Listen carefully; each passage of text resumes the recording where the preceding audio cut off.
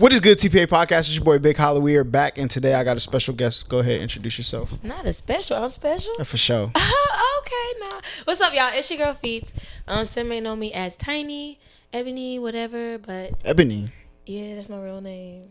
Oh, what? You didn't know that? I didn't know that. That's crazy. Oh my God, are you serious? Yeah, I know that. Ebony. But yeah, Ebony's my real name, but everyone normally calls me Feets though. See, I thought it would. Never mind. Anyway, tell me what I look like a. If I had to guess your name, I would say like a Tiffany. Okay, I ain't too mad at that. Tiffany, or like a what else would I say? There's another name that popped in my head, but I can't remember. Yeah, but I'll say Tiffany. Okay, I ain't mad at Tiffany. I'll take that. What do I look like? Let's see. You know, you still give off a real sophisticated look. I don't know. It's like weird because it's like you're like kind of ratchet professional. Yeah, facts for sure. You still got the professional down. Yeah. You could be even like an Eric, but like a hood Eric. You know, like them hood Erics. Nah, I don't. Yes, it be like them hood Erics. Sometimes they be like in corporate, but they go home. Oh yeah, facts. Go crazy. Bro, go crazy. Type beat. Yeah. That's you. That's definitely me for sure. For sure. But tell people what you are into these days. I just get fly, get cute, take pictures, work hard, do the damn thing, be a boss mom. With COVID and all that ish, it kind of slowed down a lot of, I would say, my content, so to speak, because back then that's when I was kind of doing the whole sneaker con stuff and going to the shows, state to state a little bit. But since COVID, I kind of stopped doing a lot of that and just kind of focused on like life. And at the time, you know, that wasn't like paying the bills or nothing, so it wasn't like something I could put shit aside for to really kind of do at a certain extent. So I kind of had to sacrifice, and you know, fast forward, here I am. Bitch, I don't work weekends, so that's good. Yeah. You know, working weekends ghetto. I can't do it no more. At the certain age, bitch, we can't do it no more. We got life to live. These companies don't give a damn about us. Yeah, I learned that at like 17. I became like a manager at Dillard's, and I said, yeah, the weekend I'm done. Yeah, like you gotta find a way to just get what you need and go and put it into what you want to do. Facts. And now I finally kind of got to where I really got what I need. So now I can really do what I want to do. Facts. It's like I've always wanted to kind of do what I want to do, but it's the way I like to do things. I like to have a certain finesse. Tell people where you from. New York, baby. Of You know, course. I had like a because I think even when I met you, like I still had a like disdain for New Yorkers, right? Not at this stage. For sure. I make people love New Yorkers. If you don't like New Yorkers before me, you're gonna love them after me. I'm a sweetheart. Yeah, you're cool. You know, To what I'm an saying? extent. For sure. I mean, I never really talked to you though. I always like It be in passing. Yeah, in passing. Or like, you know, we might just end up in the same place. And then the one time I actually hung out with you, you were like slapped. So yeah, was that the truth? The what? When I bought my truth or dare?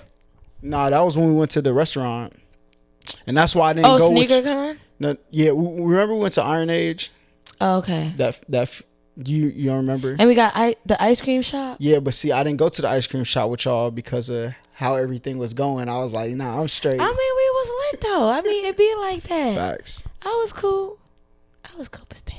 Yeah, but now you know what I'm saying. I went to New York this January, and I understand it a little bit more. So I just came back too from New York. I just came from seeing my mom's.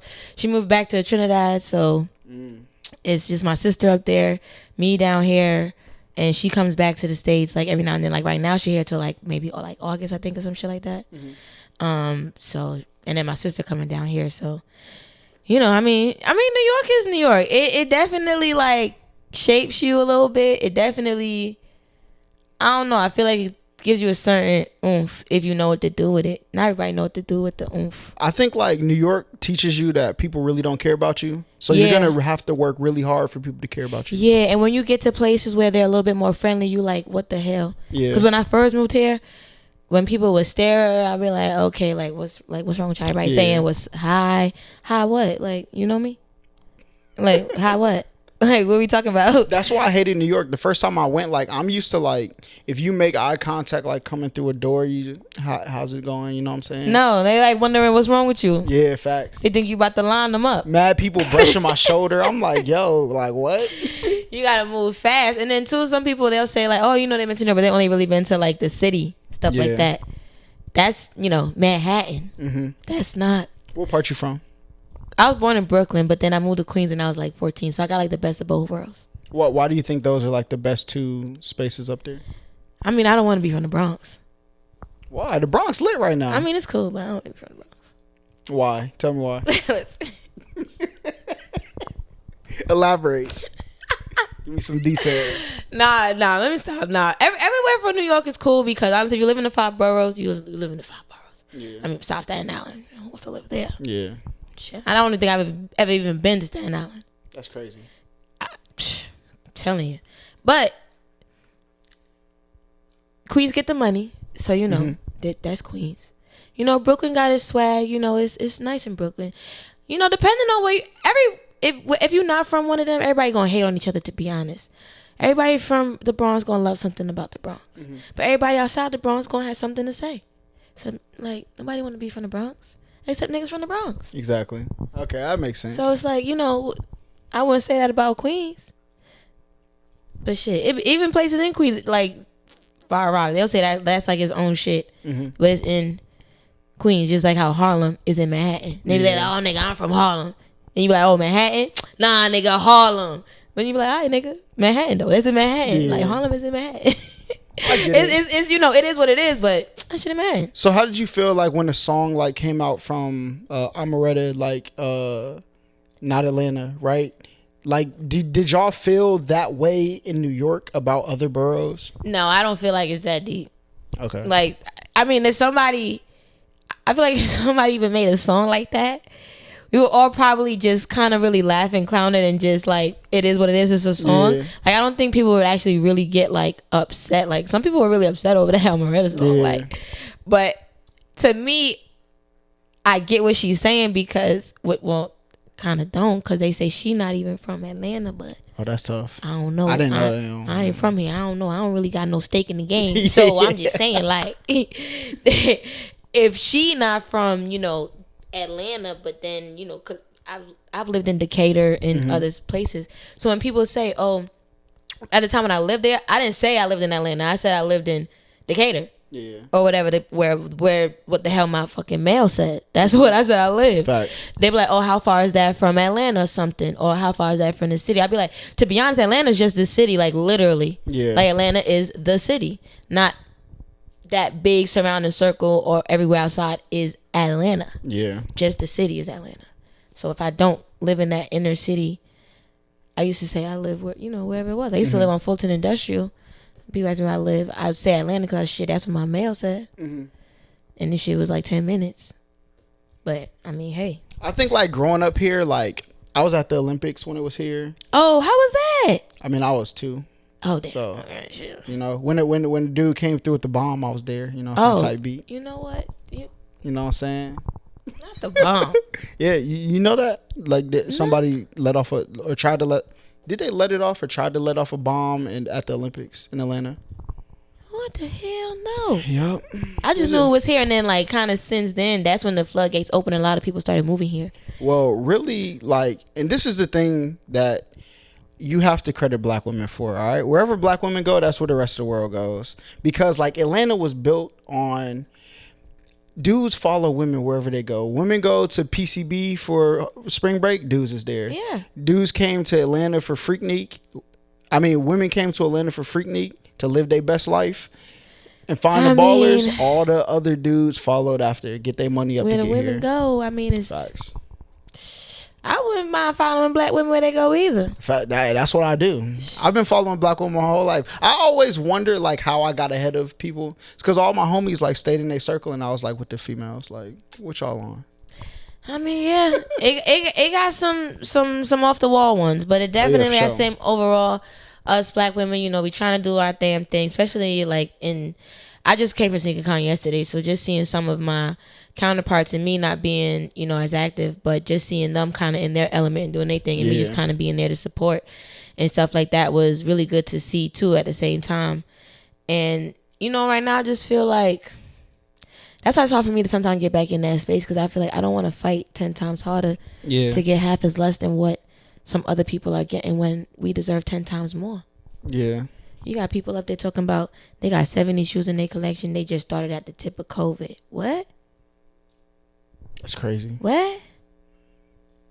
And I got to come in and do 10 times what you doing to get less. And why do you think it's like that? I mean, we know why it's like that. You elaborate from your perspective, though. No, because sometimes when you try to elaborate, people try to take what you're saying and make it seem like you a hater or you're mad that it's not you. What people sometimes misconstrue with what we saying is it can be us if we want it to be us. I can work 10 times as harder. Yeah. What I'm saying is I don't want to. I should not have to. But I can do that. Just to prove my point. Yeah. But I've personally sometimes battle with I shouldn't have to do that. Like, I got too much going. I could do too much at the drop of a dime. Why I got to do that? And I'm not 2 years doing this, collecting or buying shoes or even knowing about this. Yeah. And there's women that are way more experienced in this game that deserve to be in certain places that don't get the look because they don't want to take their clothes off. That's what I was trying to get to. Because I think that's the real thing. Like, I think companies see it as like, when, especially like in the sneaker community or any fashion community, they look at it as like, if a guy is the face, we know they're there for the product. If the girl is the face, there's a more profitable thing we could put her in, but she has to take her clothes off. Yeah. And what sucks with that is because, we can do that, but the thing is, we do that and then we still lose. We're looked at totally different when we do that. We're looked at way less than once we take our clothes off. They take their clothes off as fashion, as sells. It's cute. Yeah. We do it. It's ghetto. Oh, what's she doing? Put some clothes on. Yeah. So the propaganda machine is crazy. Oh yeah, it's crazy. For business. And you see some people fighting against the machine every now and then, but it's usually that one person at a time. It need to be everybody at once for there to be some type of movement or pushing of the needle. Yeah. There's no big, movement in a sense. Everyone has their moments, shit go viral, shit like that. But other than that, there's no real I would say times have definitely changed. I don't want to say there's no real push. I say there's no big at one time. Over time, yes, things have definitely changed. Women now starting to get some more fucking sneaker releases. Whoop-de-whoop. We still got to buy from the niggas that buy our releases. Yeah. So it's like, how do you feel when like women colorways come out and you see like all dudes rocking them? To be honest, I don't care about that. Okay. Because if that's the case, we buy everything that ain't labeled women's, and that's technically men's then. Okay, yeah. So to me, I really don't care who's rocking it, who's getting it. I just want, and necessarily like, I hate to say it, but I wish reselling would die. Okay. And everybody just go back to the same kind of level playing field. You just go for what you want and go. Well, go for your shit and go. Do you think reselling should die or mass production should start? I think mass production starts to kill it. And then other things that might contribute it will ultimately kill it ultimately. But I just feel like there's some resellers that are, good and they're not greedy. I think the thing that's now happened is there's now a greed factor in sneakers. It's not just people doing a little 40-50 over. Like, it's niggas twice, 3 times the amount just because. Don't let it be a Travis Scott release. Oh, boy. Yeah. We talking rent money, baby. Rent money. We paying bills out here. And don't let some. And I'm just trying to get my pair. At this point, I'm just trying to get my pair and go. Sometimes if I see my pair sell out, I might buy a bigger size to try to trade from my size or something. But it's very rare where I had something and I just caught a profit off a cop or something because I could barely get the shit I try to go for anyway. Yeah. How many L's you done took on the sneakers app? Oh my God. I can count how many wins I done took on the sneakers app before I could count how many L's I done took. But I must say, I will say probably my greatest W this year. I don't think anything could ever really top it. I got my first ever early access ever on the sneakers app. For real? And it was on the Mom and Near Twos. Dang. Ooh. That's tough. I got early access. What shoot out? I My think it was heart dropped. I said, "Oh shit, me? they chose me." That's crazy. Nah, I was like, "Oh hell no." How does that feel? Like getting that notification? I mean, for me, it feels good. It honestly does, because coming from it being so easy to get, you know, back when I was in high school and stuff, to now is ridiculous. There was no raffle, there was no that, and I was getting sneakers before there was the camp out, you know, season 2. Camp out started happening because it started getting so popular. Facts. Like, it didn't start out with camping. You could go in 2 weeks after the drop and go get the shoe and still get the hottest J. And this I was wonder, back in New York or here? I feel like in New York and a lot of places that had big cities. And for me being a kid, I wasn't thinking about it like this at the time, but I wonder if it was because in my community people couldn't afford it or people wasn't onto it. I think it's a mixture of But both. I think it was a little bit of both. Now that I'm older and could probably think about the times back then, I think it's a little bit of both. I'll put it like this. I think it also, because this is how all art works, right? And the good thing about like a shoe or something like that is it could be produced again rather than like a painting. But like Michael Jordan, when you were in middle school, was just leaving the NBA.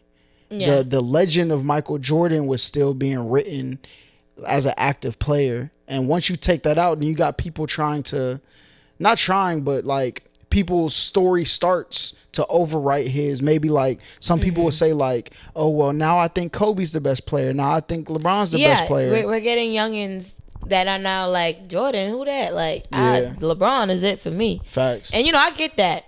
You know, I get that. It's just so like, because you can see LeBron sitting today, but there may be a time where them LeBrons that came out in 2012. It's gonna start transitioning to somebody. It might be Tatum. It might be Booker. It might be, you know. Yeah. We witnessed, and what's crazy too, because we didn't see, you know, Jordan's career from the beginning. You know, and my parents are Caribbean, so not all the time I could walk in the house and catch the game on the TV, something like that. So I don't really know a lot of stuff back then, but. You know, even seeing LeBron's career from the beginning, we're seeing we're going to see like Ja and people like them. We're going to be able to see them from the beginning and go all the way to the end of their season. Like, we just barely got caught Kobe shit. Facts. Like, you know, like we just caught Kobe and able to understand him at our age at the time when he's on TV and shit like that. Yeah.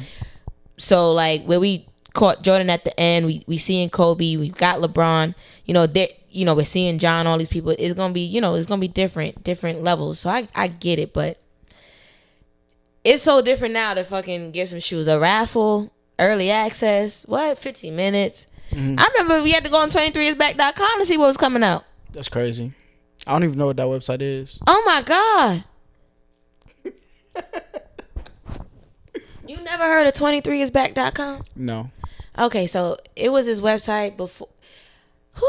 It was this website. You basically, it broke down the Jordan calendar monthly.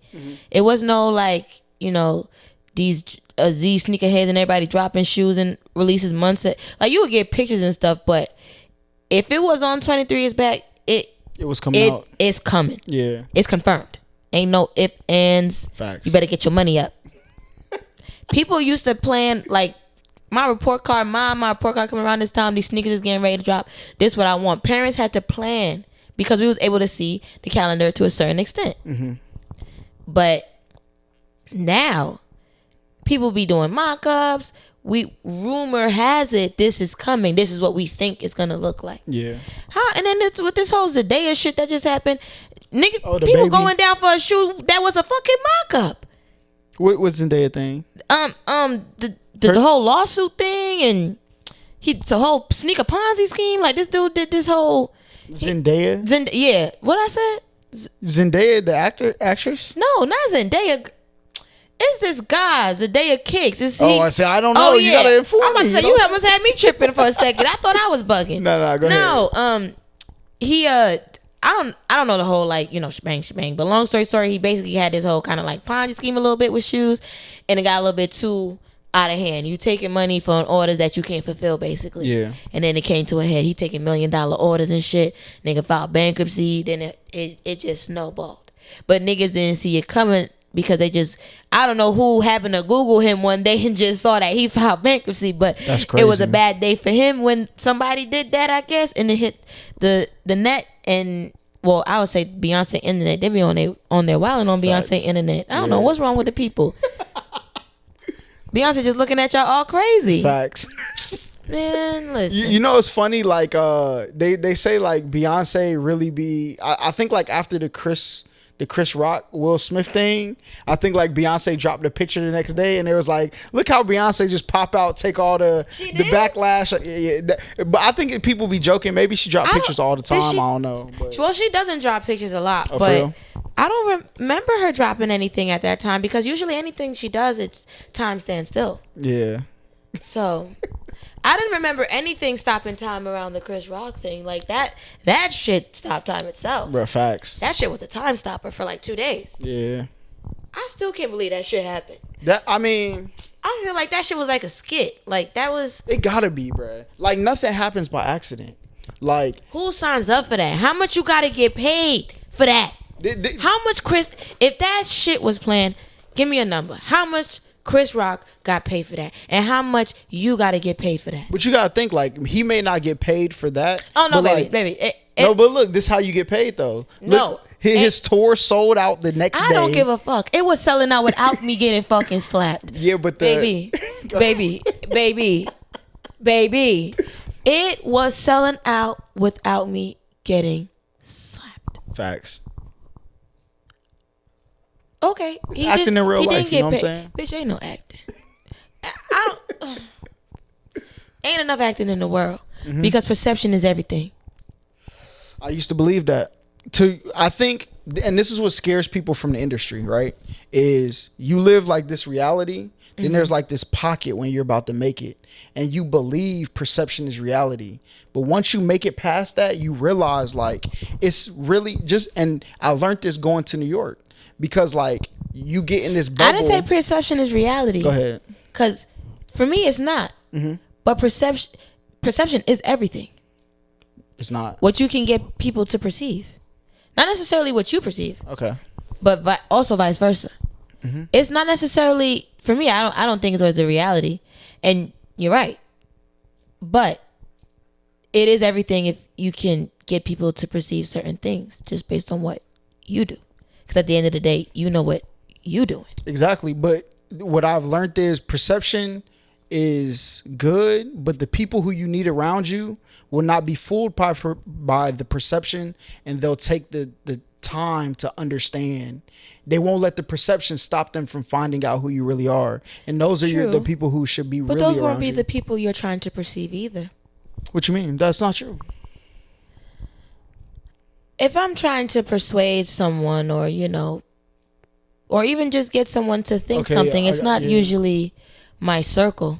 It would be the masses, so to speak. But that's how you get your circle bigger. A lot of people have false circles. That's why they think they're just big. But that's when we also know the difference between our perception being our reality and not. Okay, yeah. Us knowing that, we know that, we have our perception for the masses, but we know once we take that shit off, what we doing. Yeah. Some people don't know how to take it off.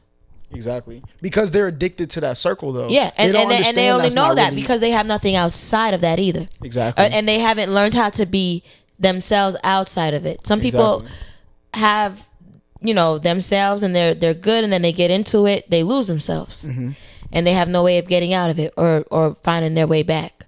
Some people, they never lose themselves. Some people might stumble and they find their way back too, but there's some people that totally fucking lose it. Yeah. And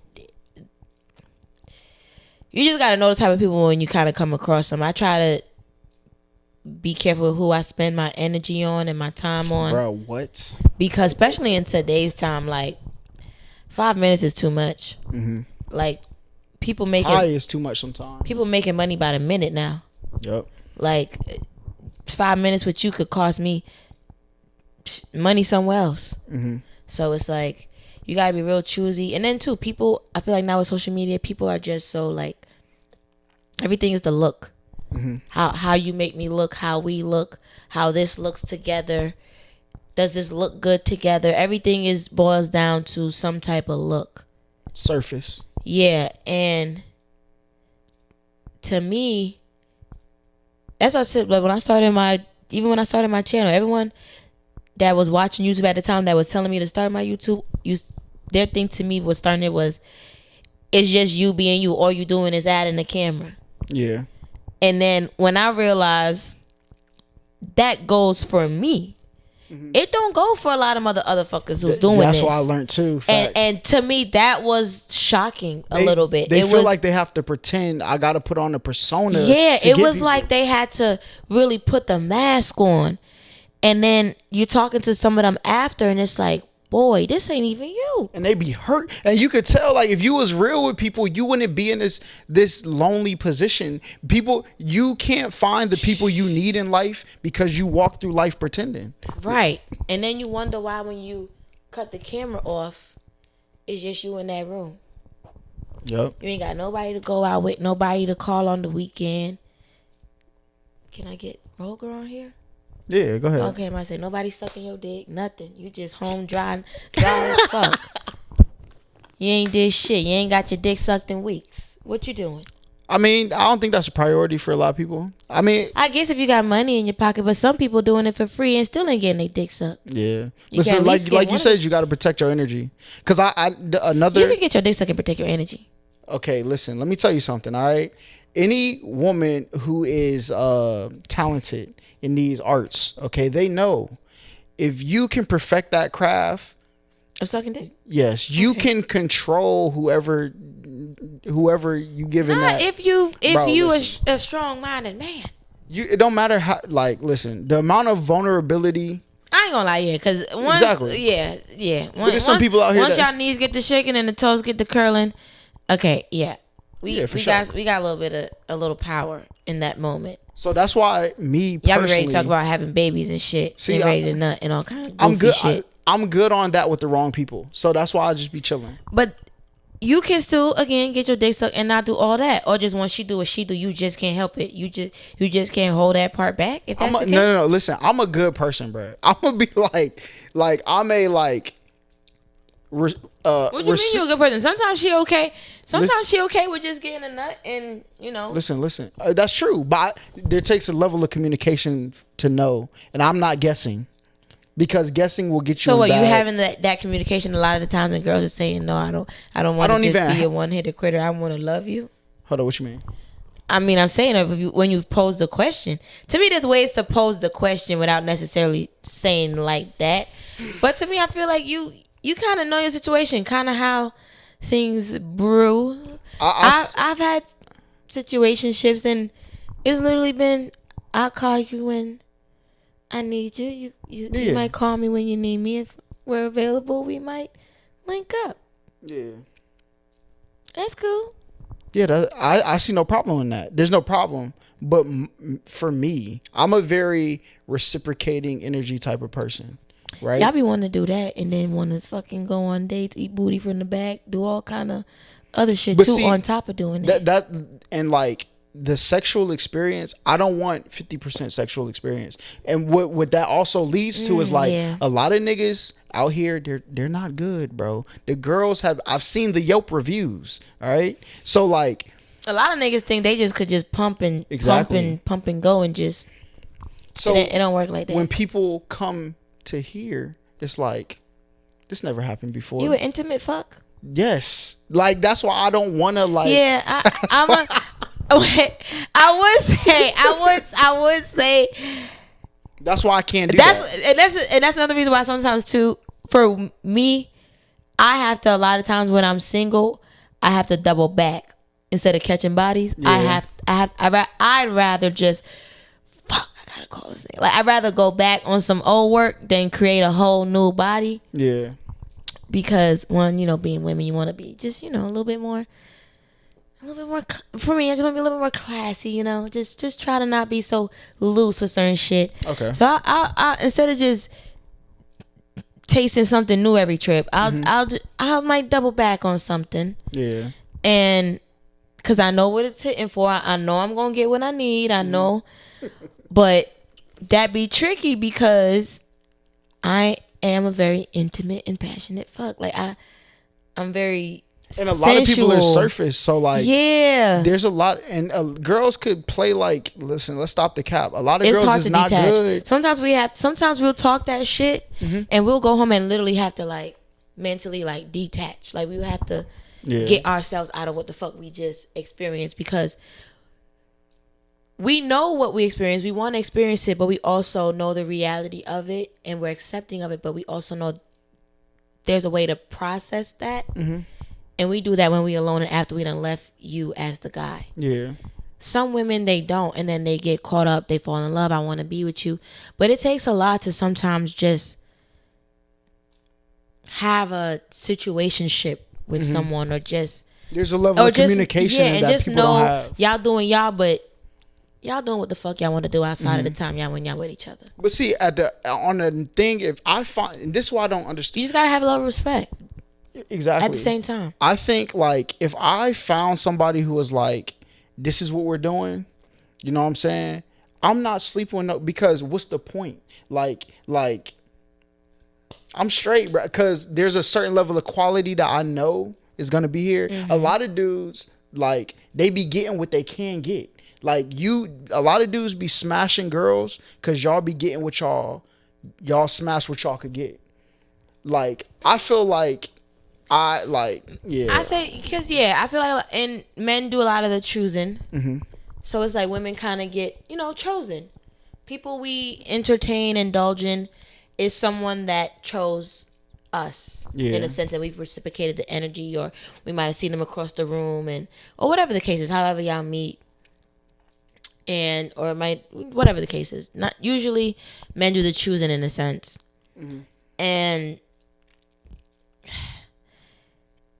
it takes a lot to me I say during COVID, I kind of spent COVID on some like, I don't want nothing serious. Yeah. So I'm just going to have fun. Whatever I come across, it is what it is. I might enjoy maybe 4 months with this dude, 3 months with this dude, 5, whatever it is, the case is. It'll last how long, whatever it lasts, until you fucking piss me off and do something that's like, oh nigga, you bugging. Yeah. Like whatever. Like what are some of those things? We could be messing around doing us, you doing you, I'm doing me, whatever. Sometimes we do each other, whatever the fuck the cool kids want to call it. Yeah. But to me, this is a level of respect when you kind of doing that. Yeah. Like I'm not going to be posting the nigga I was with maybe on Monday night that took me. And me, when I date, I'm a dater, but I fuck one person at a time. I might be dating 4 people. Y'all might be wanting to go out with me, whatever the case is. I'm dating, doing whatever. I'm not sexual with you guys. But there may be some times where there's somebody in the background that I'm just sexual with. Yeah. And it's weird because it's like, that's the person that I know I don't really care to spend time with. Because I know he's not good in the long run. But as I might be getting to maybe know someone, so okay, it's kind of weird and kind of backwards and fucked up, because it's like you won't give the good guy or the new guy you're dating some pussy, but you'll give the toxic nigga some pussy. But see, here's the thing though, there's good people with toxic nigga like sexual abilities. Okay, but this is why I say though, this is why I want to tell girls, because there's a lot of, and this is why I choose who I interact with very, very like sparingly, is because a dude that wants to do good, that won't post other girls, or he'll just be fucking you and spend the rest of the time chasing his dream, even if y'all aren't in a relationship. Because that's who I'm gonna end up being. I know if I fuck a person who's fucking good, that's who I'm gonna end up being. So I have to make sure I be that for the right person. But when I see girls, I can tell when you have somebody in the background. I can tell when you're dating very surface and you're trying to create two different worlds. And I'm gonna just stay away from that, because like that's not where a person like me can exist and be happy. So I feel like with women, it's hard to find the fine line with that, because you have to be confident that it's coming. But if you don't want it, then but we want what we want, obviously, but we have the fine line of also living our lives until that comes to us, or whatever the case is. So that was like my kind of, when COVID happened, just fuck it, I'm just having fun, going crazy, not taking anything seriously. I'm just dating. I'm not gonna take anything seriously. I don't want anything serious. Like, everyone's full of shit anyway. So fast forward to this, I would say this year. It's only been 2 years since then. So I turned 31 this year. My birthday was February. Yep. I went to Colorado. Didn't bring me back, edibles. Go ahead. Listen, Colorado was a time. Well, boy, we had a time last night. But at the top of this year, I said, you know what? Like, cut the bullshit. We're getting older. Like, let's get serious about life. Let's switch some things up. Let's really get focused here. Like, I'm focused. I had career down, everything, doing what I need to do. But the love life, I was just kind of like, nah, fuck that. Yeah.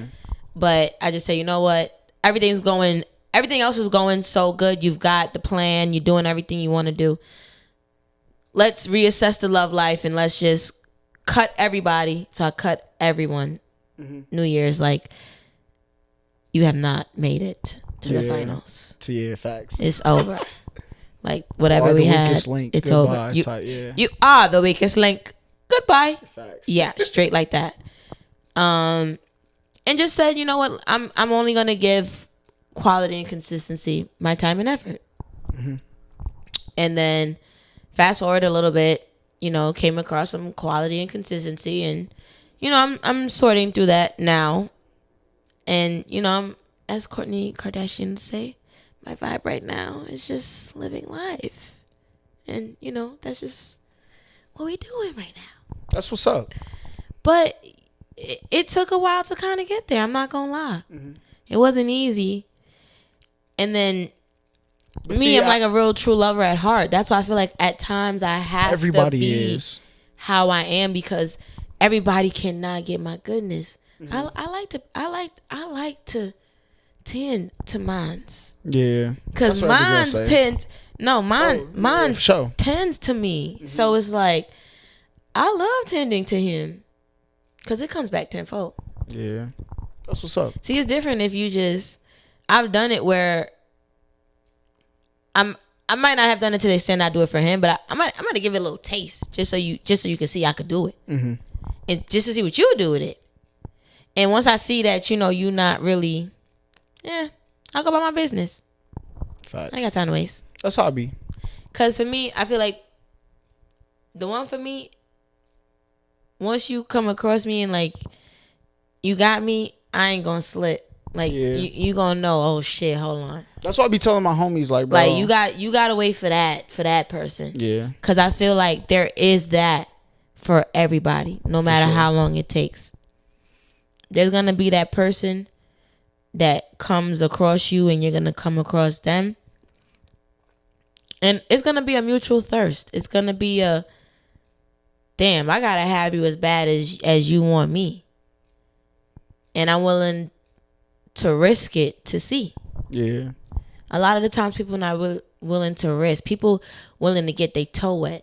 Exactly. To see what the water like. Yeah, they just want to get their toe wet.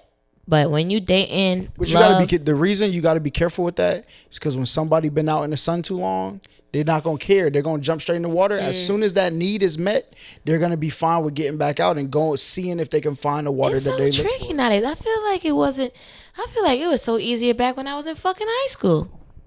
I mean, because you've seen more of people back then. When you went to high school. But even, let me not say high school, even in college. You've seen more of people in college too. Now you're starting to spread out. Like when in college, it's just like, I feel like social media has helped in ways, but has hurt us in so many other ways. But I will say this: there are a lot of people who don't exist on the internet. But people who exist on the internet think everybody exists on the internet, which isn't true. If there's a let's just say America. Take out the world. Let's just say the United States of America. Out of 100%, how much of America you think? Because, we live in America. So what happens in the U.S. of A affects us. Not necessarily sometimes our state, but how much of the United States, you think is on social media versus not? Well, when you say on social media and they get their perspective from social media, I think are two different things. People who get their perspective from social media, I would say about 25 to 30%. In my perspective, right? Because, but when you exist on it, you think it's like 70 to 80%, right? Yes, because there are a lot of people on it, but a lot of people are on it. They come and go. They post, they go, they like and go. They don't really indulge in a lot of stuff. They're living in real life. Yeah. There's some people that shit, I get hyped when sometimes I get a notification from the screen time report that pop up on the phone. Yeah. It said mine came up this morning. It said it's been down 7%. I said, oh shit, yeah, I've been living a little bit more. Facts. Like when I read, that's the first thing I said to myself. Oh, down 7%. I said, damn, I'm on the phone list. That's good. Yeah. I said that means I've been doing more in the world and just enjoying my time, and I have been because I've been doing a lot. Facts. But I haven't been. I've been taking pictures, but I just haven't been posting and for the world to see. But I've been living and enjoying my memories. And creating memories, I should say. Yeah. But, social media would condition you to think that if you don't see it, it don't happen. Exactly. If I don't tell somebody happy birthday, well, we beefing. No, nigga. I didn't tell them happy birthday because they sleep on my motherfucking couch. That's why I didn't tell them happy birthday yet. Damn. Because they at my house. I don't have to tell them happy birthday on social media. Bitch, it's only 3 p.m. The day ain't even over yet. Facts. Relax. But it's like if it don't happen on social media, it don't happen. Social media will eat people's lives if they don't go outside. And that's why I be trying to tell people, especially people who have like hyperbolic stances, you don't go outside. I can tell when somebody says like all women or all men or all Republicans, all Democrats, all people from New York, that means you don't have enough life experience when you say that. Because when you go outside, you'll find out not like 50 to 60% of people are very close to the fence. I don't say this world. First of all, this world is a piece of shit. Why you say that? Our country compared to others, like the way the trajectory of where this country is going, it's like we're living in reverse. Literally all the progress we have made since Martin Luther, all this shit that's happened. All the good, all the bad, all the progress since the good and the bad, just whatever the case may be.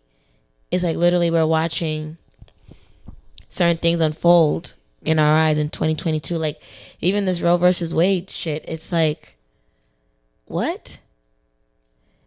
To me, it's like sometimes unfathomable that actually happened. You want me to tell you why I think it seems unfathomable? And this is the reason why, like, people, I say be careful of people who dip their toe in the water, because some people have been out in the sun so long, they jump in the water. And once the need is met, then they forget about the water, right? It's because this didn't just happen, right? But when you take your liberties for granted, right? The things that people do, they chip away at it very slowly until the point where, so I watched this documentary called Reversing Roe v. Wade on Netflix. And it's on Netflix? Yeah. And it went back to like, add that to the watch list. It went back to like 2015 of how they were protesting out of Planned Parenthood. Cause I remember over the years, there's been, uproar about the Planned Parenthood and things of that nature. So what but I think even in that, we never thought it would really come to this. Yeah, because we took it for But at that time, what are we as citizens to do? What could we have done differently, or even as women? Because once you win, what could we have done differently at that time that would have changed the decision made today?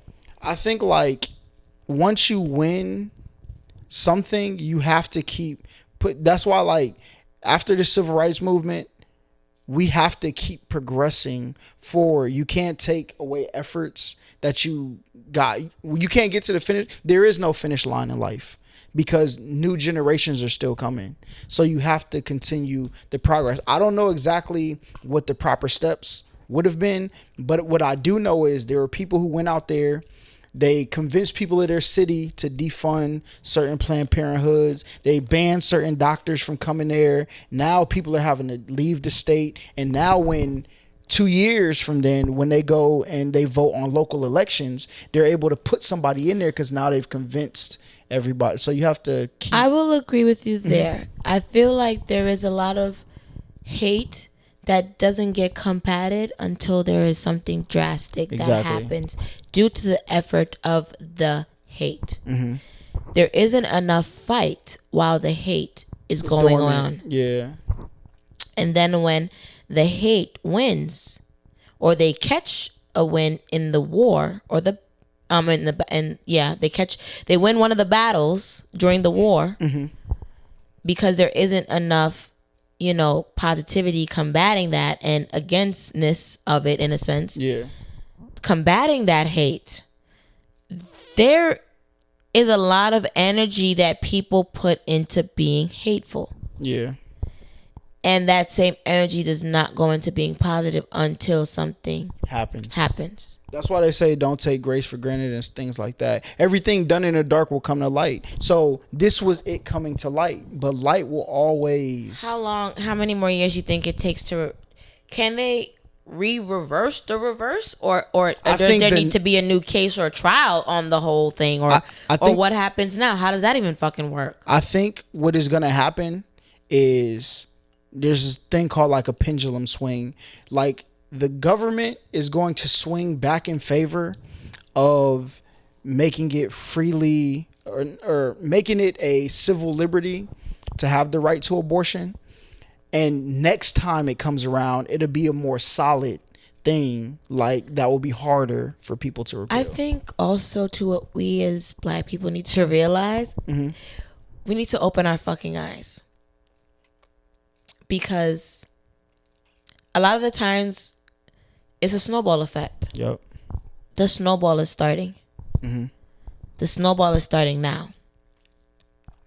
There are white people who really believe this shit, that we are going to take over the world. Mm-hmm. And we are going to become... like them. Like them. Mm-hmm. And I say... Okay, let me clarify, you know what I'm saying, to save both of our futures real quick. When I say like them, the ones that felt like they could trade lives for their progress. That's what I'll say. Okay. No, they believe that they're going to become the minority, mm-hmm. and that Black people are going to overtake their position in the world, mm-hmm. and the stigma of white people being superior, they will lose that. The people who think that is who we're speaking of when we say them. Mm-hmm. At least from... Yeah. Okay. I just wanted to clarify. Just to clarify, yes. When we say them, we're talking about the people who believe that type of rhetoric, and bullshit. Because not all white people are like that, and I know some cool white people. So, it's a very scary game we're playing, and they're playing it on a big stage that affects us locally. Mm-hmm. Because they think this shit is all fun and games. When people that live in certain towns, Black people have to literally be in fear of the white people that are there because the majority of them believe that shit. Mm-hmm. Like, there are some cities really like that. Yeah. Where as white people, y'all got to get the fuck up out of there. Because if y'all don't, it's going to be the Wild Wild West soon in some of these places. We got fucking teenagers walking into schools, shooting up schools, shooting kids. We got these motherfuckers walking into supermarkets, churches, because they think we going to take over. I'm at the point where if y'all think we gonna take over so fucking bad, then we need to motherfucking take over then. Because we ain't about to lay down and just be motherfucking slaughtered if that's the case. I'll put it to you like this, though. Like, I think if you trace back all the way, and this is where people that are spiritual, the earthy people, you know what I'm saying? This is where I think everything comes from, right? They're like, once you, even if you look at like do you believe in the Bible? Or you're not Christian? Are you spiritual? I'm spiritual, but I don't know what I believe in is God. Okay, let me put I haven't been raised in church, nothing like that. So I wouldn't say I'm against it, but I can't say I'm 100% for it because I'm not educated on Christianity and stuff like that. My family wasn't a really big church going family. It's not like that was instilled in my upbringing, and as an adult, it's not something I seeked either. So let me put it to you like this way, right? When you look in like the New Testament or like the teachings of Jesus, right? You know what I'm saying? There's lots of things they teach you. Turn the other cheek, you know what I'm saying? Because I think the concept behind it is like, once you go to war with people, you'll be at war forever. And then once that war with them is over, internal wars will have started. So I think like even back when, that's why they have like the concept of like the sun people, because Africa is a place where the best of the best will always exist. And when I say that is a lot of that's why the they energy. Treat it the worst. You said what? That's why they treat it the worst. Exactly. But they can't have Africa succeeding. Because Africa will produce what is best for the world, right? It'll produce what's also best for us. Exactly, which is energy, right? Energy. Everything starts with energy, and like the best place. How can I explain? So I watched this thing called Tirzu, and they talked about how like the most fierce land animals are in Africa, but there was a time where people could communicate with animals because a lot of language is nonverbal.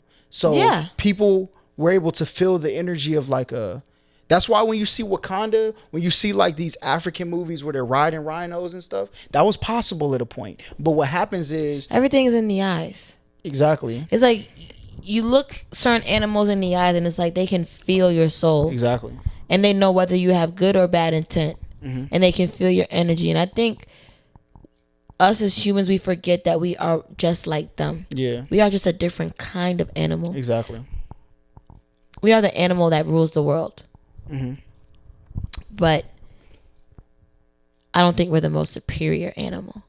Well, I think we're the thing that can bring everything together. I don't think that means superiority over everything else. But true. I feel like we have the most skill to reach, but you know what, all planes. Like a bird can't bring humanity together. Like it can't bring humans, rhinos, giraffes, and everybody together. But a human can bring almost any kind of animal together along with a human, so to speak.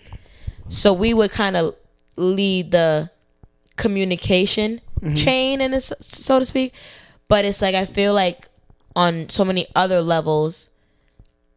Then again, too, you say animals might have more empathy, but then you fucking see these animals tearing each other apart in the woods, and but see, that's survival. At one point, it wasn't like that because all animals were able to help each other, right? But there's still a food chain, regardless of the help. Oh yeah, for sure. But there's a food chain to like an extent, because like vultures, right? They call them vultures. Vultures eat animals. They don't kill animals though. They wait for animals to be dead, and then they come eat them. Yeah. So some not everyone was a predator in a sense, but nonetheless, even with the chain, it wasn't destructive where one chain is out eating the other. We're now at the point where certain levels of the world are outbalanced. So therefore, like when they talk about global warming, when they talk about all this fishing they're doing in the sea, how they're killing the sea and all that shit. And to me, there was this thing on Netflix about the all this fishing and shit like that. Forgot the name of it. Seaspiracy? Something like that. It was within the last year. Yeah. And all the legal fishing and all the shit that's slapped on the shelves and what they do to even get to the legal shelves is ridiculous compared to what's on the illegal market. Mm-hmm. And then basically at this rate, we're going to kill the fish that are almost at our level and pretty a little bit down. Yeah. And once that dies, we die. Because we need that. We need them to facilitate the air. Everything rotates. The air, it goes through the water, goes through the clouds, all that shit rotates. When we learned about that shit in science, when we were talking about shit like that, we're thinking, oh yeah, it's just science. When you get older, you realize like the world really fucking lives off this shit. But you know what's crazy though? Like the most complex organism on Earth is Earth. Like, because like Earth, just like we Earth have, is flat around. All right, Earth is a circle. Okay, so Earth is a circle. All right, but like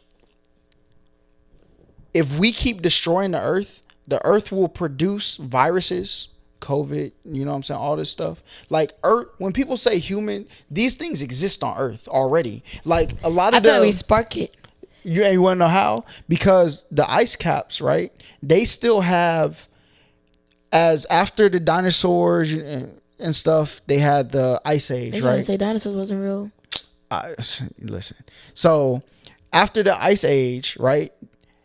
Life started on land again. Well, there was some life that survived and some life that started on land again. They were able to beat out those viruses, right? But in the ice caps, there are viruses that life gradually learned how to beat and eventually forgot how to beat, right?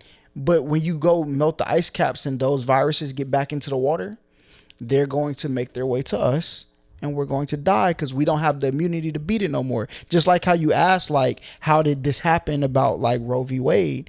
Is because the things that you're not paying attention to and taking care of, and over the course of time, our body forgot about these viruses. Like, so when those reach us, if they reach us before they find a way for our bodies to adapt to it, it's over.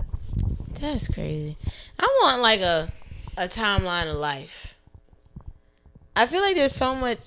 At what point, because you know, like you just mentioned dinosaurs and all of that, where does God and that and you know Christianity and you know all that stuff that goes on there, where does that happen on the timeline of the cavemen, the dinosaurs, and all of that shit? Like I think it was where is that at? And humans being very egocentric, right? We believe that we are and we always were, right?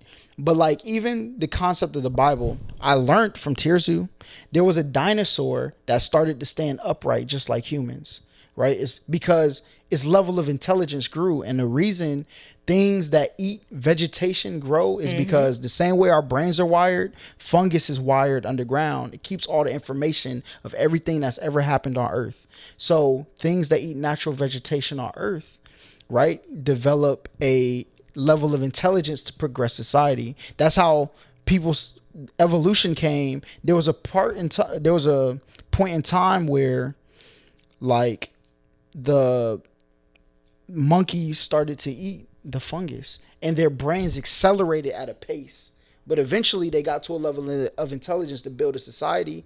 And when people say what happened to where's the people between monkeys and the humans we know, is they just kind of died away. The monkeys went back to living how they lived, and the ones who accelerated, they ended up leaving that. I always said we kind of came from like cavemen and transition because at a point too, I feel like, because I always say, I may not necessarily believe in God, but I believe in like science, so to speak. Sometimes the Bible and science are the same thing. If you really read it, when you really think about it too, if caveman A and caveman B have sex and have caveman C, and then caveman C double back with caveman A and they have caveman D. Now you got D, they might go to B. Now you got E. So it's a whole different bunch of combinations once you start with. You multiply those combinations. Time goes on. Those combinations look different. They do different things because you're putting together two completely different things. So you're getting a whole another stem or chain, so to speak. And us then looking different because cavemen are also in different climates. Exactly. You have some in the cold, some in the warm. You could have one from the cold make it to the one that's in the warm. Then they're making a mid. Then the mid's making some whole nother shit. He goes to where the colds are at. Like, it's so many shit that happens like that. So when you think about it like that, you can't say, well, why couldn't it happened in like the God realm and all that shit? Like, why couldn't it be the same thing like that? One thing happens and another. But I think for people, sometimes they say, oh, well, if it happened in the Bible, it can happen again.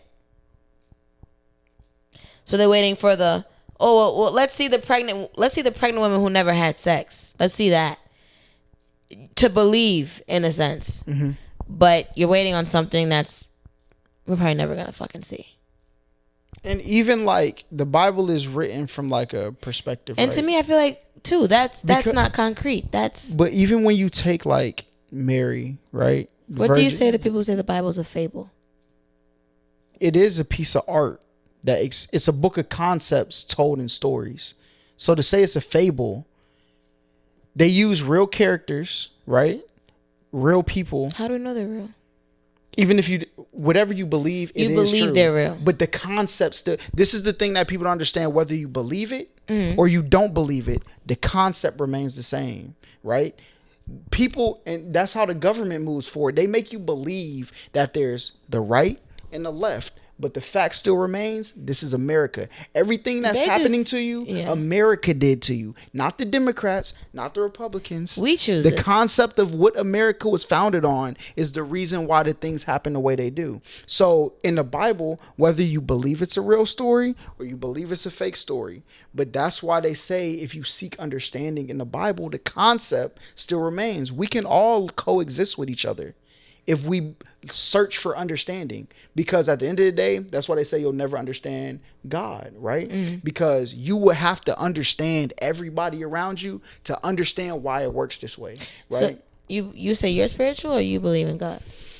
I think spirituality and science are the same thing. So like the more that I've learned about both, they're really the same thing expressed in different ways. I think I need to learn more about the other side because I've definitely done my digging or diligence on the science side. Because to me, it was just interesting and I guess more easier to believe and compute into my brain than... because that's how you were taught to learn it. Yeah. With learning, you're taught to believe what you can prove. If you can't see it, if you can't feel it, if you can't touch it, it's not real. Yeah. It's not true. But then there's this concept of faith. And then it goes totally against all of that. But see, and that's the thing though, you always have faith in what is faith and hope the same thing? I think faith is, I have garnered enough education to have a kind of concrete feeling that this is true. Hope is like, I don't know enough, but I'm hoping this is what it's going to be. Right, in the decision that I'm choosing and what to believe in. So that's what I would say. Okay. And I like that. but you do like have that. faith, because you have faith that when you crank your car not gonna blow up. You have faith because of science, because you don't know the science that go into making an engine, but you have faith that when you turn that key, your engine don't explode. And like you have faith that when you throw a ball. So is faith having the actual thought of, damn, when I turn this key, I hope it don't blow? Because I never think that. But, so is it just the action of me turning it on, knowing that it's gonna start? Because is the faith that what is supposed to happen is going to happen versus I know it's not gonna happen. And when you have faith in like the teachings of what the Bible may say, I can't, because I think in other religions, they have their Bible to explain their time, right? And go ahead. I was gonna say, you gotta have someone who explains it in a good way for you too. Also, I feel like the reason why I've never connected to like that level is because I've never really had someone Explain it in a good enough way to draw me in to want to know more or to explore it more. You want to know why though? Because people have convinced, and it says it in the Bible, that beware of false prophets. You know what I'm saying? You have to go to the word. The reason why people are skeptical of it is because they have a pastor, deacon, a church standing between them and the actual word saying, let me tell you what this means for their personal for their personal understanding of it for their personal understanding. Believe it my way. I've had many people, like, I've had this conversation with them. They're like, you should come speak at my church. No, because this is my the way I understand it is based on the faculties that I have, right? And I can't get a congregation of people together and not explain it to each one properly. People, it's not up to me. It has you. Like, this is going to speak to you. Isn't that the purpose or the true purpose of a pastor? But he doesn't know though. But I'm saying for a true successful church, or because they say a church is a business, you know, some people they preach it because, you know, it does what it does. And the true purpose of it is you're preaching from your understanding, but the point of the people sitting there is because they also believe it from your understanding and perspective. But see, and the falsity in that is, and it all comes down to what divide between man and woman. If a man is running the church, there's a certain level of perspective you're never going to have. You have never been that person, the other side, the extreme side of the spectrum. You haven't had his trials, his tribulations to get to certain things. So when you read the book, you have certain ways that you'll interpret things because of your perspective of being a man, right? And even when people talk about like abortion, now look, the scholars, y'all could cook me in the comments if y'all want, but in the beginning of the Bible, all right, it says Adam didn't have a soul, right? Because the same reason why without Eve. Listen, no, listen. I was about to say she put that flavor in her. Listen, so like the same reason, because you can't be like pro-life and eat animals, because in the Bible, their justification for being able to eat animals is God didn't give them souls, right? But Adam didn't have a soul until he took his first breath. So when you talk about Roe v. Wade and your argument is, well, that's a baby. That baby doesn't have a soul, just like the animals. Until it has a breath. Until it has a breath. Just like you can justify eating animals because they don't have souls, right? So you can only people, and that's how I know people don't really read it or know, because like you're double speaking. You're speaking out of both sides of your mouth. So that's why I don't argue with people who are like super like, this is the way, because when what God tells you in the book is there is no one way. You have to try to understand everybody's perspective. That way y'all can coexist. And at the end of the day, he'll be the judge. It's not up to you to judge whether they're right or wrong. Okay. So, but for profit motives, like, for profit motive, people will tell you, hey, you know what I'm saying? Come to my church. Yeah. I get a lot of those sometimes when they hear me say, oh yeah, come to my church, real da-da-da-da. And I'm like, nah. I done heard you talk, nigga. I ain't talking to your church. Because I never forget, like, they was like, I went to this church and they were talking about Pokemon back in the day. And I'm like, yeah. And they were like, this is a cartoon teaching kids about demons and blah, blah, blah. What? I'm like, I just wanted to catch a Bulbasaur. What demon you talking about? Saying? So that's when I was like, all right, but they came from a generation of people who didn't watch cartoons on TV, or not these type of animations. I wasn't used to that type of cartoon. Yeah. Do you go to church a lot? No, I haven't been to church in a long time. Do you feel like to believe in God and all that stuff that you have to go to church? No. All you have to do is read the book. Church. So what is church? Church is just a clubhouse? Yeah, church. What real church is community. Okay. Because that's the only way you learn perspective. But this is why there's a certain level of people, right, who look at the Bible and read it literally. If you read it literally, you think you got to build a place. And why they lock the door on the church? Because to go find God, it should be anywhere. There should be It should be 24 hours. Yeah, That's the the case. community is the church. That's what the real church should be, at least by my interpretation of what the book says, right? But if there's somebody who telling you, no, community is not church. Church gives you community. That's not true. God gives us community because that's what brought us together. That's why we're here. Yeah. Without him, we wouldn't be here. Exactly. It's an idea. Interesting. Exactly. That's my perspective. But I gotta get educated on the good Lord. yeah. But see, and it all cycles back to like the earth and like. But everything. then too, like I don't. My thing with that too, because you get these people that's godly and stuff like that. They 40 plus, 50 plus. Y'all done had all y'all thought in them bopping season. Facts. Y'all want to come to me at 21 talking about I need to settle down. I need to da. You was not doing that, Sally Mae. And that's why people judge other people. You can't. And I don't like that. that specific group of people that judge people that have not found that for themselves yet. Because y'all did not find him until y'all was about 40. Facts. Baby, I ain't even 30 yet. Well, I'm 31 now, but at the time when y'all started on me, I was just 25 getting out of college. Exactly. I just finished smoking weed. I'm not ready to commit myself to the Lord. I don't think. Because I feel like too, that's a commitment. When you could believe all you want, but unless you're carrying out the duties, to me it don't mean nothing. Yeah. You could believe all you want. I could believe in him all I want.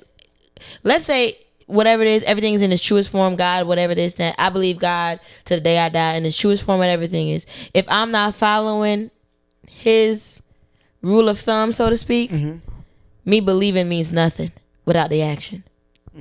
So it's a lot of people that. Oh, and this is the other thing the church. A lot of people believe, but they sinning every day. Well, because. And that's the grace of God. You can live the life but see, here's the thing though, right? So you can live the life of a little dirt as long as you. Oh yeah, for sure. As long as you. But it tells you, the Bible tells you this. But see, what the church did is they said, let me place myself between you and the judgment. You right? in the fine line. You in hell and heaven. They convinced you. If you read the book, all right, you will realize they convinced you got to die to get to heaven. Is it like a Bible for dummies? Probably somewhere, you know what I'm saying? But look, they convinced you have to die to go to heaven or hell, which isn't true. If you live your life very sinful, right, where you don't understand and take other people into account, you can live that way. Just know there's a lot of turmoil in that life. But when you treat people the way you want to be treated, you may be a little bit more lonely, but the quality of the environment that you're in, that's why they say it takes effort to get into heaven, and you have to maintain that effort to get to the different levels of heaven, right? But if you want to, you know what I'm saying, turn back and you will just find your way into a place where that's why people who do me wrong in my life, like how you said you don't walk around thinking people are acting this certain way. They're like, me being good has showed me that I could turn into a bad person with you, or I could just turn the other cheek and I end up in better places, and I see where they end up after. Like, and it's not my job to save you from that. Oh no. So at that point, hell no. Exactly. So, and I try to be like that. I think I'm like that with just a little razzle dazzle, just a little sprinkle on top. Yeah. But I try to be the same way. I try to be good to people. Don't cross me. I won't have to get dirty with you. Yeah. You know, Michelle said, you got to go high when they go low. No, baby, you go low. We gonna take it to the gutter. Yeah. So, you don't. Sometimes your absence is the best teacher for people. It is. That's what I've learned. It depends on the situation, because sometimes because of location, I have no choice but to follow through with that. And sometimes, even though I'm forced, I do like that. That's how it came about. Because I love when I catch him later on. Yeah. I just like to see the look on people's faces, especially. And the thing about people that do good, people stay around them. So, like, there may be people you're connected to that, like, I've been in rooms with people that had did things wrong to me, and they see me with people they used to be connected to, and I see their face because they know you can't lie no more. Like, now all parties involved in this story you've been spinning are right here in the room together, and you know everybody's looking at you. We not gonna say nothing because that's not what we do. And that internal thing eat people alive. It's crazy, man. Just everything is crazy. One word to describe everything going on in the world: Crazy. Crazy. It's chaotic. It's chaos and order at the same time. If you place yourself under order, you'll realize how much the world is chaotic. But if you're under chaos, because all my shit is just so kind of like organized where it need to be, and then I look up and look around, and it's like everything is on fire. Yeah. Like, this is going on here, that's going on there. It's just so much shit that's just like, what the fuck? Yep. That you can't even keep up. You open social media, this person getting killed, that person getting killed. I just seen a baby got fucking shot in the head or some drive-by in Chicago. Like, what the fuck? Like, yeah, it's just disgusting to see that. And I honestly feel like we can only say that because of social media. I feel like this stuff was always going on. Yeah, it actually is happening. It was always going on. It's just the fact that now it hits the media, and so now you can go viral over this shit. So now people are doing certain things more on top of it already happening, and combining all of that now being displayed. Like, they just released, I saw before coming here, the 911 call to the school. The school? No, not the school. Thing's wife in the fucking closet during a burglary. It was a basketball player's wife. Shit, I forgot his name. But yeah, go ahead. But yeah, the 911 call just got released. But my thing is, y'all be so quick to release shit like that, but won't release the body cam of the white cop that shoots the black kid that we be asking for. Yeah. But y'all would release this call that with her in distress that nobody asked for. Like, the burglars did what they was doing. Nobody asked for this. Like, we didn't need to hear her trauma. We don't need to hear her in distress. She doesn't need to relive that on social media.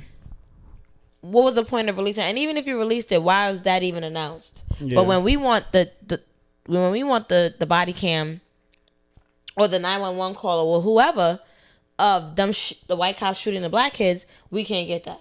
Yeah. That's got to go through court. We got to take our time. But we get to relive this woman's trauma within a week of it happening. Yeah, trauma is something that people remember, like, on a cellular level. Like, I remember I went to like a cave. They said like certain trauma that animals go through will pass off to their offspring. It's a real thing. Like, it's called cellular memory. Like, so, and that's why how you have this mentality. This is why people are victims of their perspective. When you live in a system, right, where you see the good things that happen to people that are like you, but we see the bad things that happen to people like us, and it's catered by this machine that was built, right?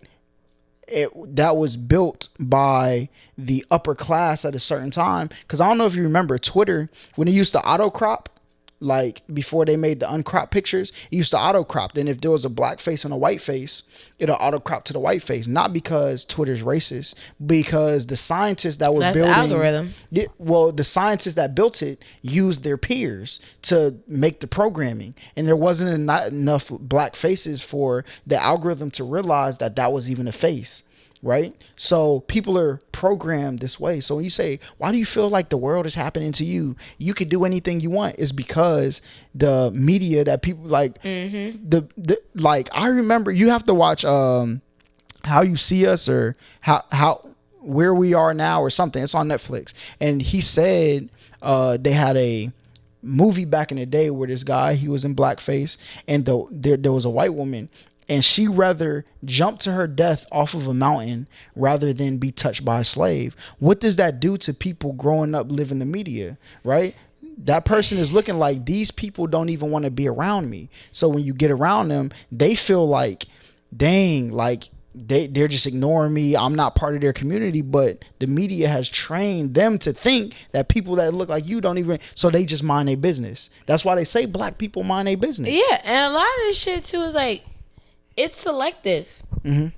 Like, you could just be, again, minding your business, and then this fucking, sometimes it's almost borderline depressing. Yeah. Like, when you really sit back and think about all the shit that's going on, you just almost have to kind of just live life. Take it one day at a time. Mm-hmm. Because if you really sit back and think about all this shit that's going on in the world, you never want to leave your house. You just want to fucking sit in the house and just wallow. Because there's so much bullshit going on. And me personally, I'm just in a place where it's so much positivity is going for me personally, that I almost want to detach from social media and the world, because I don't want to live in that with what I have currently going on for me. What I have for me doesn't fit here. It does, but it's not as immediate. Yeah, but it's like, and it's not to say that what I have going on for me needs to be validated either, or like I need to post it and it needs to be validated in a sense. Yeah. It's just to say, like, I just feel like with everything so in the world, where does my happiness even fit in? See, or where does anyone's happiness fit in? But you fit in. The people who champion happiness will find their way to you. That's what it will happen. Now, that's why the 100,000 tweets or retweets is always under a tweet that's something divisive. The happy tweets don't get as much as those, but there's a space for that. And there are people who look for the positivity. We just have to be there to say there is positivity out here. You don't have to. You can do whatever you want, right? But I feel like it's my part or my purpose to say, look, you could still be positive. Look, like, yeah. And I think too, that's the thing with me. I battle a lot with just that perspective as a whole, in kind of a lot of different realms and things that I do. Just kind of, what's the point? It's just so kind of like, that we have to even go through half of the things we're going through right now as people. It's just so disgusting. It's tiring. And then you definitely do have people fighting the good fight. And we definitely, I guess, need more of that. And instead of being, I would say I'm nonchalant to it. Instead of being so nonchalant to it, I can, put forward some effort and the change and things, I want to, come on, earring, shit. Things I want to see myself. But with that too, it's a lot easier said than done. Yeah, I feel it. Like, there always, are those times that people want to quit or whatever they're doing. I just advise people, like, that's why art is so important, because art is something that you put out into the world that will impact people forever. Bad people's art never lasts long, and that's the truth. They get their little moment and then it goes. Exactly. But I mean, shit, man, fuck them at this point. What's some of the craziest things that you've seen on the internet, like, as a creator? What's some of the craziest things you've seen other creators do that you was like, oh, this is not a good place? I've seen people talk about, like, this nigga talking about this other nigga's 16-year-old daughter. I feel like that for me was like the last straw. Like, in what way though? He basically blatantly said, I'll fuck your daughter. Or on some, like, or tried to be funny, oh yeah, when your daughter get older, and it was just like, really, because these were also niggas I was kind of not too keen on either. And for me, I just felt like being the person I am. A lot of y'all people who do that YouTube shit and they leave it at YouTube. Yeah. I'm not leaving it at YouTube. Oh, you mean like they're playing a character and they think and whoever they're talking to and whoever's on the receiving end of the disrespect, they're not gonna take it to the level I'm gonna take it to. So this nigga said this and that about your daughter. You probably would have had 2 weeks before you probably would have been back on that camera with a nose busted or something. Or you would have took a week off because your nose was busted. Mm-hmm. Because it was certain things I realized I had to fall back from because I'm going to speak my mind on it. Yeah. And in me speaking my mind on it, I'm going to get certain backlashes. And in that backlash, I'm not going to take certain disrespect. Mm-hmm. You could disagree with what I said, but you're not going to disrespect me. And I was very clear with that when it came to my YouTube. Like, you cannot agree with me. But all that bitch calling and all of that, bitch, you got me fucked up if you think I'm finna sit here and take that. Exactly. And then when I come to your city for a sneaker con, it's all good and gravy. Bitch, you got me fucked up. If you think me or anybody that really fuck with me is going for that. Yeah. It's not going down. That's why I try to tell people, like, and this is how I know people, this is why I think a lot of New Yorkers have this, and a lot of people who are in certain environments have this, is because people walk around like you can't die. Like, yeah. And I'm not saying you bleed like I bleed, nigga. Yeah, I'm not saying that like we should all be fearful of each other, but you have to understand, every person in this world has somebody out there that love them, that is willing to do whatever, like, for their name. And some people are willing to do that for their own name. So when you be intentionally respectful when you are interacting with people, now it ain't nothing. It's free. It's free to be respectful. You can be funny and do what you got to do, but you ain't going to disrespect me, and not at my expense. Yeah. And I'll make that very clear. Mm-hmm. Not at my expense. And if you think it's going to be at my expense, I'm going to show you something. Facts. Because now it's at your expense. Bitch, if I'm going down, the ship is going down. Mm-hmm.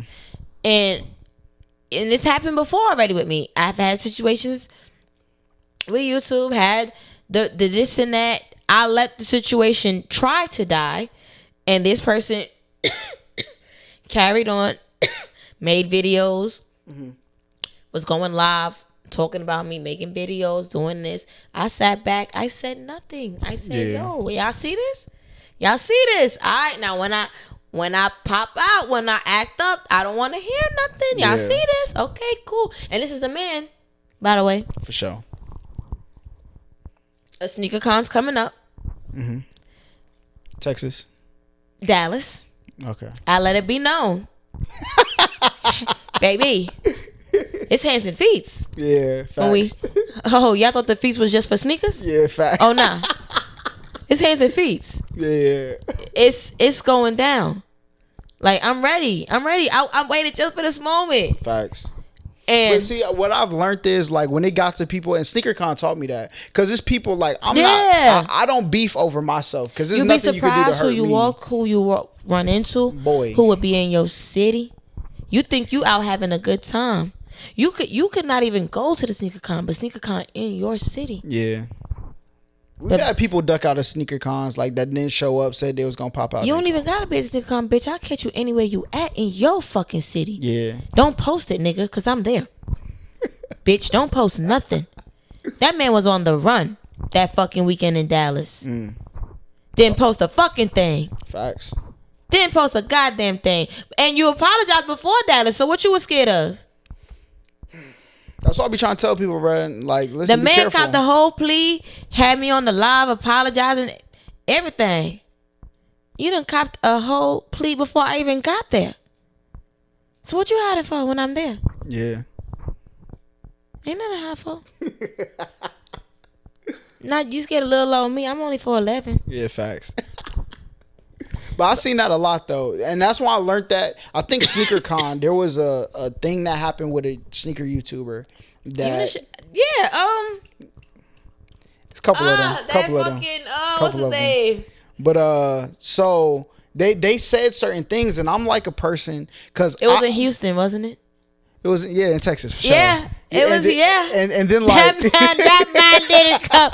That man was nowhere. I remember. But see, like when that taught me, like, oh, this is a game. Yeah. So if it's a game, we can leave it at a game for sure. And I had to realize you got to get off this, because while they playing the game, you real life. Yeah. While you being you, these niggas is just playing the game to antagonize you, to get you riled up. And then they go home and then they lame ass doing whatever the fuck they doing. I've had Twitter interactions with people, right? And I've had people in my life call me and say, "What's good with this?" And I had to tell, like, bro, they're not one of them guys. We're not even gonna waste our time on this. We're straight, you know what I'm saying? So, and you gotta be like that too, because a lot of them facade niggas, they'll do that so it can get down to the wire. Like, so people will throw their life his away. man's on me. Yeah, I called the police and everything. Fuck that. I ain't going to jail. Y'all ain't gonna jail me. I called the police on them. Facts. Like, and to them, even going that far, it's still content. Exactly. They still playing the game. But somebody gonna mess around and die like that. Like, I'm not wishing it, but you don't want, like, bro, live your life for your loved ones. I don't know why the SWAT and shit in Call of Duty ain't enough to tell niggas in the social media world that this shit could get ugly. Yeah, for sure. Because them niggas is saying, I respect all the SWAT Redditors, team niggas to niggas' houses. Niggas, it was people that died over that. Facts. A nigga got shot in the back over that, playing the fucking game, and the nigga sent the SWAT team to his house because he lost the fucking game. Yep. Over dumb shit. You telling you on the game, yeah, suck my dick, nigga. Fuck you, niggers. Fuck niggers, yeah. Shit is all front and gravy too. Don't. Yeah, facts. Yeah, life over. People be playing like life a game, but you know what I'm saying? But that comes with a luxury of a certain reality, right? That's how I said this was fucking crazy. Social media, all this other bullshit. Ain't nobody vetting nothing. I call the police to your house. The police ain't even fucking, they ain't even waste no time. They don't give a fuck. Yeah. Black nigga in the house, you say he got a gun? Oh yeah, fuck it. He down to die. We don't care. We'll ask questions later. You could have your fucking kid in your arms. Mm-hmm. And they shooting through the door. Over a bullshit call. They ain't had no vetting over it. Yep. That, bruh. Yeah, so I understand but then in that we'll situation, see what happened in Dallas, though. And if you want to be devil's advocate, how much time do you got to play with to be like, I gotta vet it? How much vetting time is there in a situation like that? Yeah, if it's real life, they don't know exactly. Yeah, and if it really could be some real shit. Because there's been times where it's real shit, and you know niggas get the call and it really happened. Yeah. So to play devil's advocate a little bit, how much vetting time really is there? If you think you walking into a situation, I say y'all could be on the way, but nigga, on the way we gonna vet it at least 5 minutes. Yeah. At least while y'all on the way there, somebody pull up a motherfucking Google, do some research. Facts. While we on the way, at least we could be on standby outside the door. The dude that you're talking about, when they got, and what happened is he sent them to the wrong house, and he ended up shooting a whole separate family, or they ended up shooting somebody that was part of a whole separate family, and he was still on the 911 call when the dude that was dying. Yeah. Like telling them like, yeah, he blah, blah, blah. I'm like, bro, what? I think he got sentenced to like 20 years though, something like that. Cause I just saw this Netflix episode called the swatting. It was about swatting, mm-hmm. but they showed different. Every episode about something different. Yeah, Web of Lies. Yeah, and every episode has something different, and then one was about the swatting shit. Mm-hmm. And I was just like, yo, that shit is crazy. Yeah. And it's crazy because back then when I was probably college, and I'll be on there too, like when they talk shit, because my username was always She Kills. Yeah. So when I used to play like free-for-all, I used to get, oh, y'all let a bitch beat us? Get the fuck out of here, bitch. Da-da-da-da. I used to, run it back, pussies.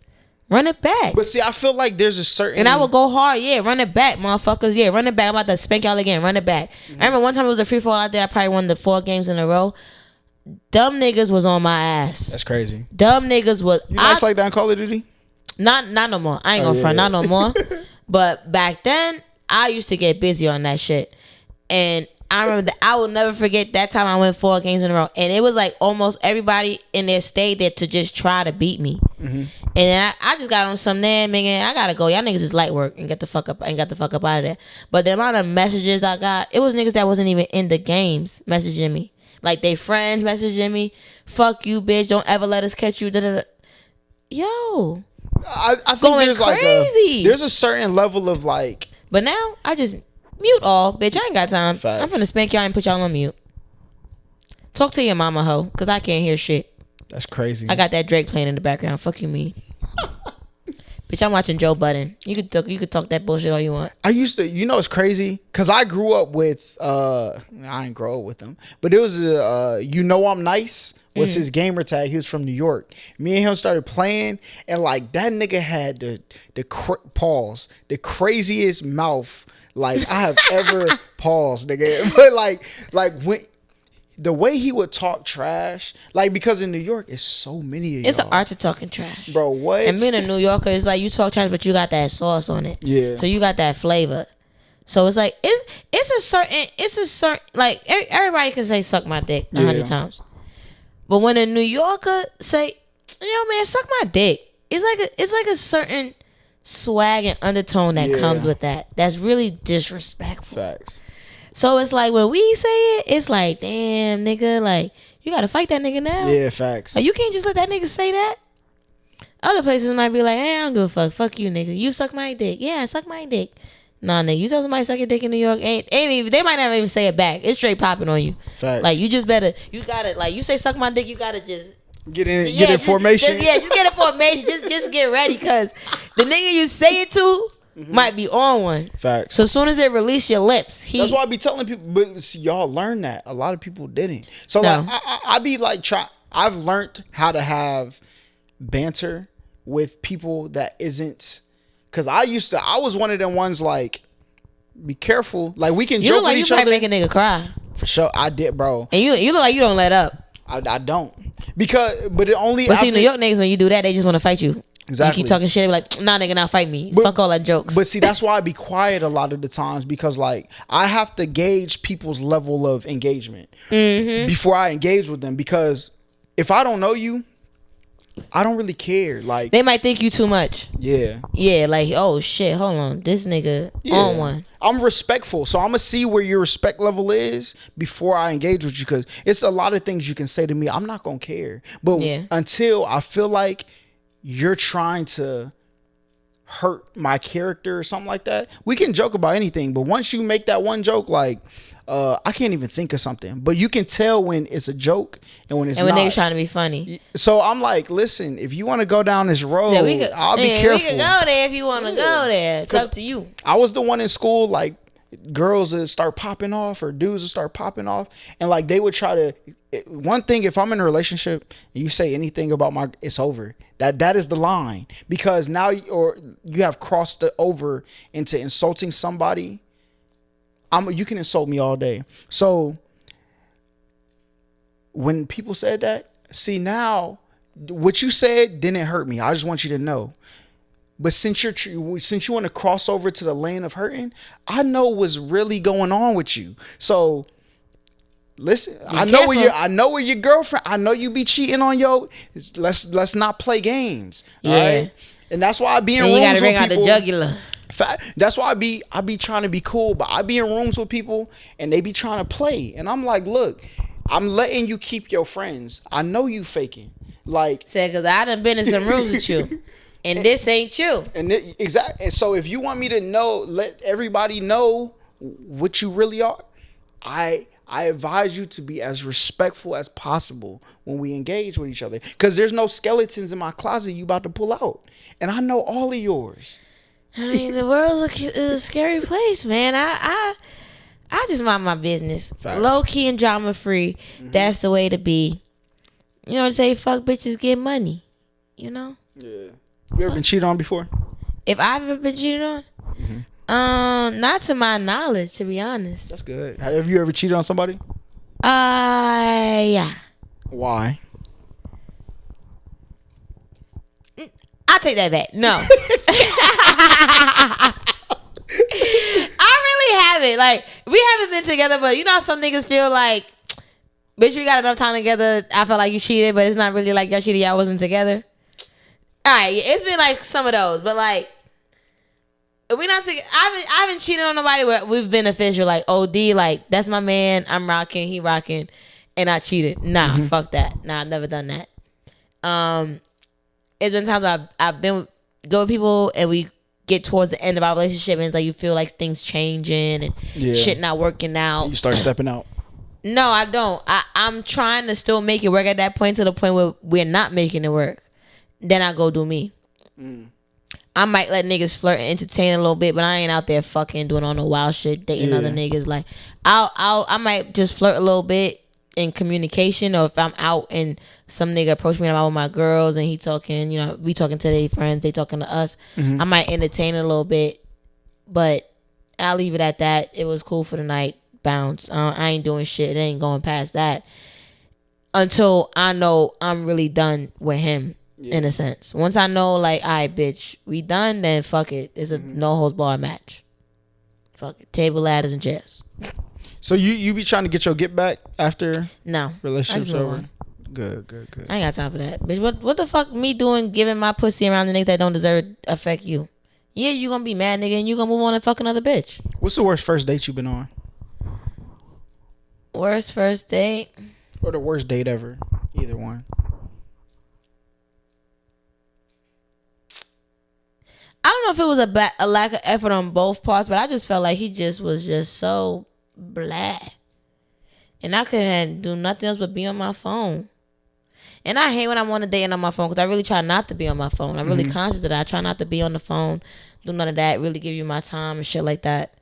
So it was like I couldn't find nothing else to do but to be on phone. I might start people watching and just start talking about what the fuck going on in the spot, just to have some talk, like, oh shit, look at that nigga over there, look at his shoes, or look at her dress. Like, I'll say something just to have something to talk about. But it was just like over time, over the course of the food didn't even get there yet. So I was like, what the fuck? Like, we just at the drink portion. Damn, I don't know how the fuck we gonna last another 30 minutes with this bullshit. Yeah.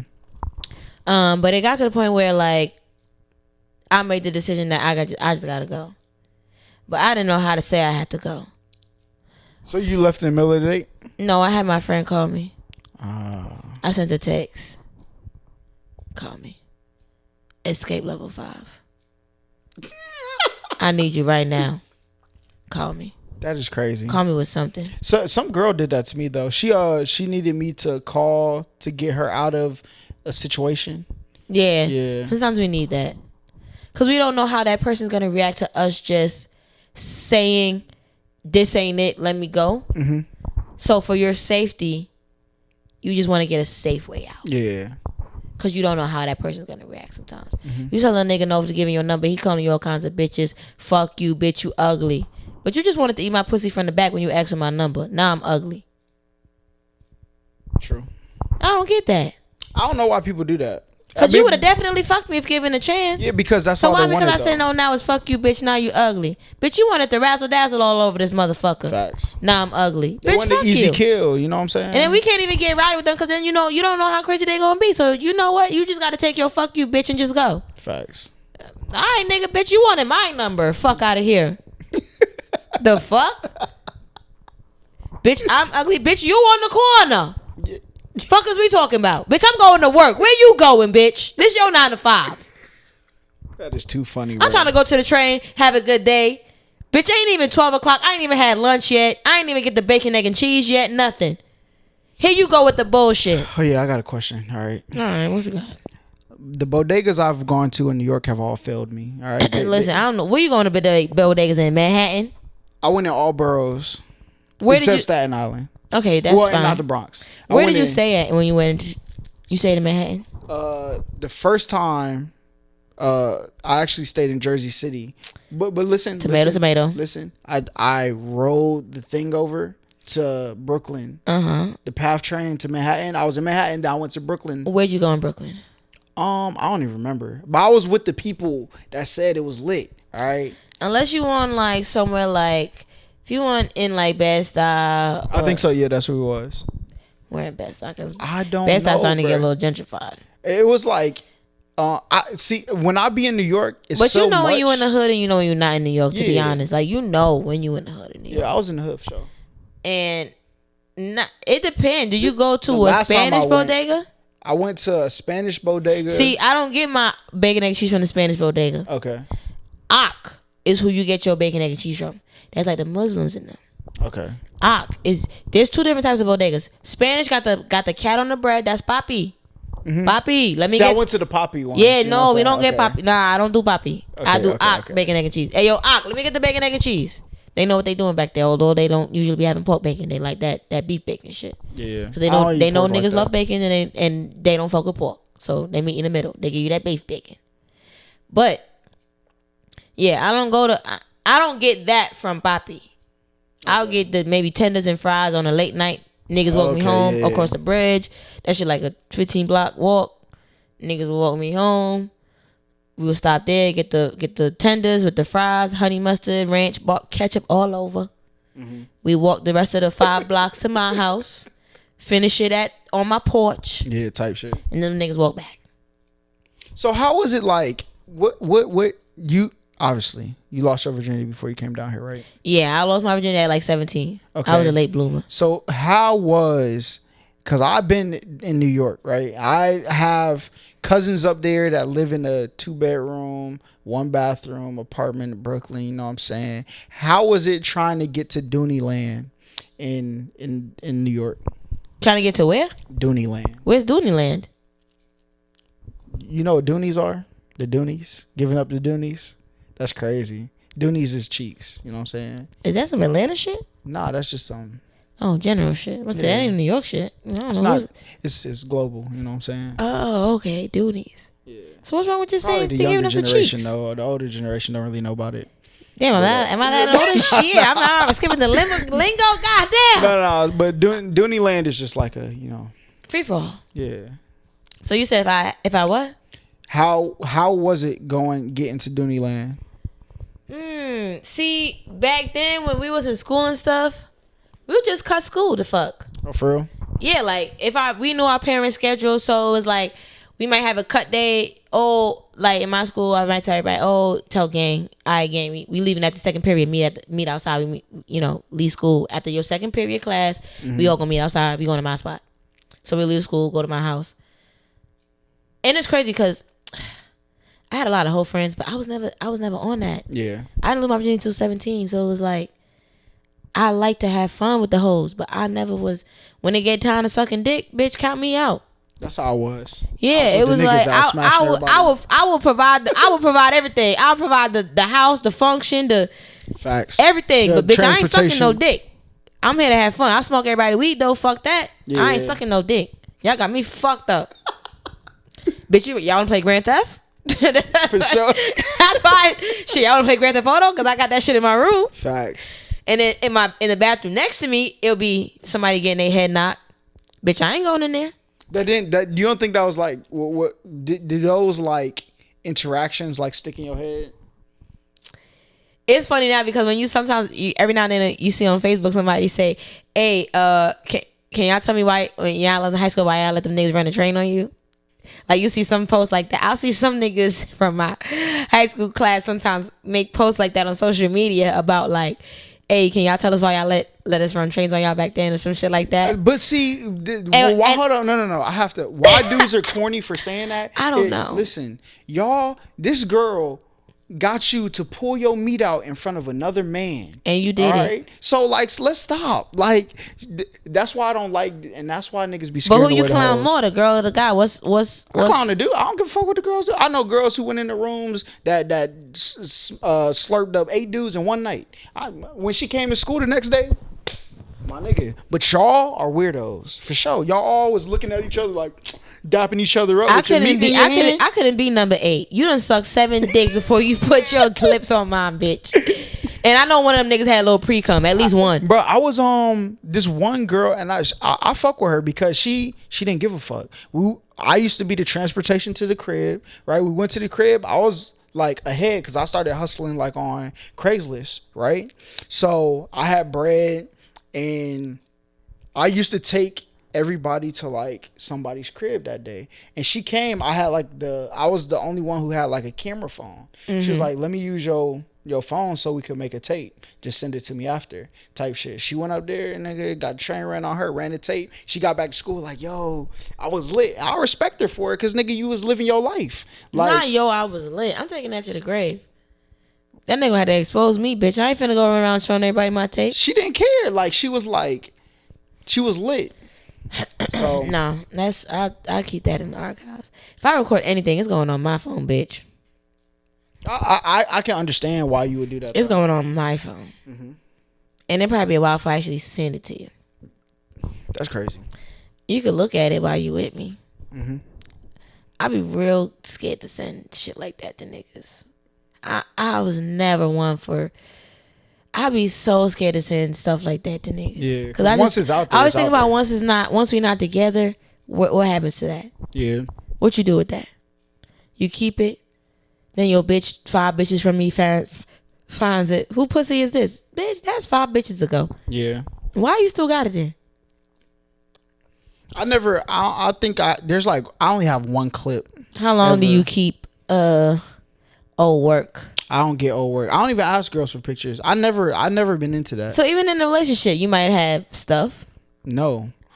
The only time girls even start, if it's not sex. So how long do you keep the camera roll of relationship stuff? How long do you keep that till after it's over? Oh, I like what's in my past. I don't think about. I don't scroll through my thing. So I got pictures from 2013 in my phone. So everything from your prior relationship is still in your phone? Yeah. Most of it's not. Most of it's still there. Some of it's not though, because like when I switched phones back before iPhone got the 256 gigs, I had to go clean some stuff out. So I cleaned out enough, and it deleted most of one of the relationships. But my most current one is still there. Like, but it's so far back. Like I'm not. So what if you get into something down the line, and it could be many reasons why she on your phone. It might necessarily be the snoop. But she just ends up in the camera roll. Sure, understand. If you go on my Facebook, you'll see every girl I ever dated on there. Like, but I just don't think about it to go delete it. Like, and when you think about that, that's a lot of like imagine deleting. me telling you go delete every tweet that you ever tweeted to your ex, nigga. That's stupid. Yeah, I feel like social media is a stress. Sometimes that might be too much to delete. I might go and hide some pictures because I don't post like super every day or nothing like that. So it won't be nothing for me to go back and probably delete 100 pictures over the course of. See, Instagram is different though. Yeah, but in your camera rolls, like you got to dig through that. Then you got all your screenshots you doing, videos you got. So you got to like really nitpick and find those pictures. But to me, I delete them as they come up. I'm more like that. Like if I'm doing something and I happen to come across it at that time, I might delete it. I won't go back and have a delete session. Yeah. But I think I got like 30,000 pictures in my phone. Like, bro, I'm not going back and deleting pictures, bro. It's not happening. Like, if she want to take the pleasure of going through my phone and deleting all my exes, look, if I love you, nigga, have at it. Like, but like, I'm not, my past is back there. I'm looking forward, right? So like, if it's in my phone, it's not reminiscing. It's not none of that. It's just, I don't really care about it. I don't think about it. Yeah, I don't think about it. I got text messages from 2011. I didn't go back and delete all the threads. Like people look at my phone. Hold on, let me show you. How many notifications do you think I have on my phone? Like unread messages. I don't know. Mine says 400 something. Oh damn. Like I'm not going through that, bro. I'm straight. I'm good. That's just at 2,000, by the way. Yeah, that's just at 2,200, nigga. By the way. But and like people look at it, it's a lot of his group chats, a lot of his stuff like that from like college and stuff. It's not like I'm Mr. Bitches. I never was like. And you know what's crazy? We can hit a read all. By the way. Oh, we can? Yes. I didn't know that. See, I don't even think. Yes, there is a setting in there for everyone like me that does that, and yourself. There is a setting that we can hit read all, and it takes the notification away. But I think some people get gratification in seeing. I didn't even think about it till I screenshot something and sent it to some somebody. people can't deal with seeing numbers on their apps like that. Like some people are anal about that, and they have to clear that notification number. Like they don't care if it's 1, 10, 1,000. They just hate seeing it there, so they clear it. Where there's some people who don't care and they just let it fucking accumulate. Like me, I don't care. I think like that's half the time it's like fucking Barbara Bistro trying to get me to come to the fucking bar. Oh yeah, that'd be happening too. It's your birthday. You know yeah, bitch, I don't care. I got mad. It's years of unresponded happy birthday texts in there. Like it's a lot of stuff that's in there. You leaving a happy birthday on red? Well, like throughout the day, my day gets overwhelming with. Cause look, when you're, I ain't got time to respond to everybody. I got it. Yeah, you get a lot of fake love, a lot of checking in. Man, but you don't talk to me no other time. Yeah, like literally, if you look in our thread, it's happy birthday, happy birthday, happy birthday, happy birthday. That's it. Like, okay, the ones who really is trying to get back in the. Well, what if they only have time on your birthday? Then that's fine. Like, but just know I seen it. Like, but. What are we doing? Why are we pretending like we're this close? True. I don't got time for that pretend relationship bullshit. If I see you, it's love. But like, I am so focused on life, like work, like things I have going on. Say, like, I get that money, honey. Facts. That's all we worried about. I'm just worried about living life, enjoying the things that I enjoy to the fullest, taking care of my son, making sure he ain't got a need for nothing, make sure he ain't got a want for nothing, and just being me and just being the best me I can be. And then whoever gets to enjoy that is in for a motherfucking ride. I tell you that. Yeah. And that's about it. All right, look, before we head about here, you have to give me like a story. What's a crazy story that happened during your life that this only happened to you? I can't believe this happened. Crazy story.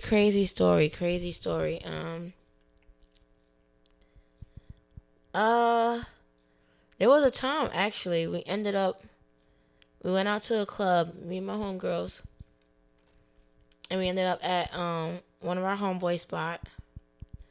And you know, it was kind of more of like a gang night. Not on some we linked up with these niggas for tonight. It was gang.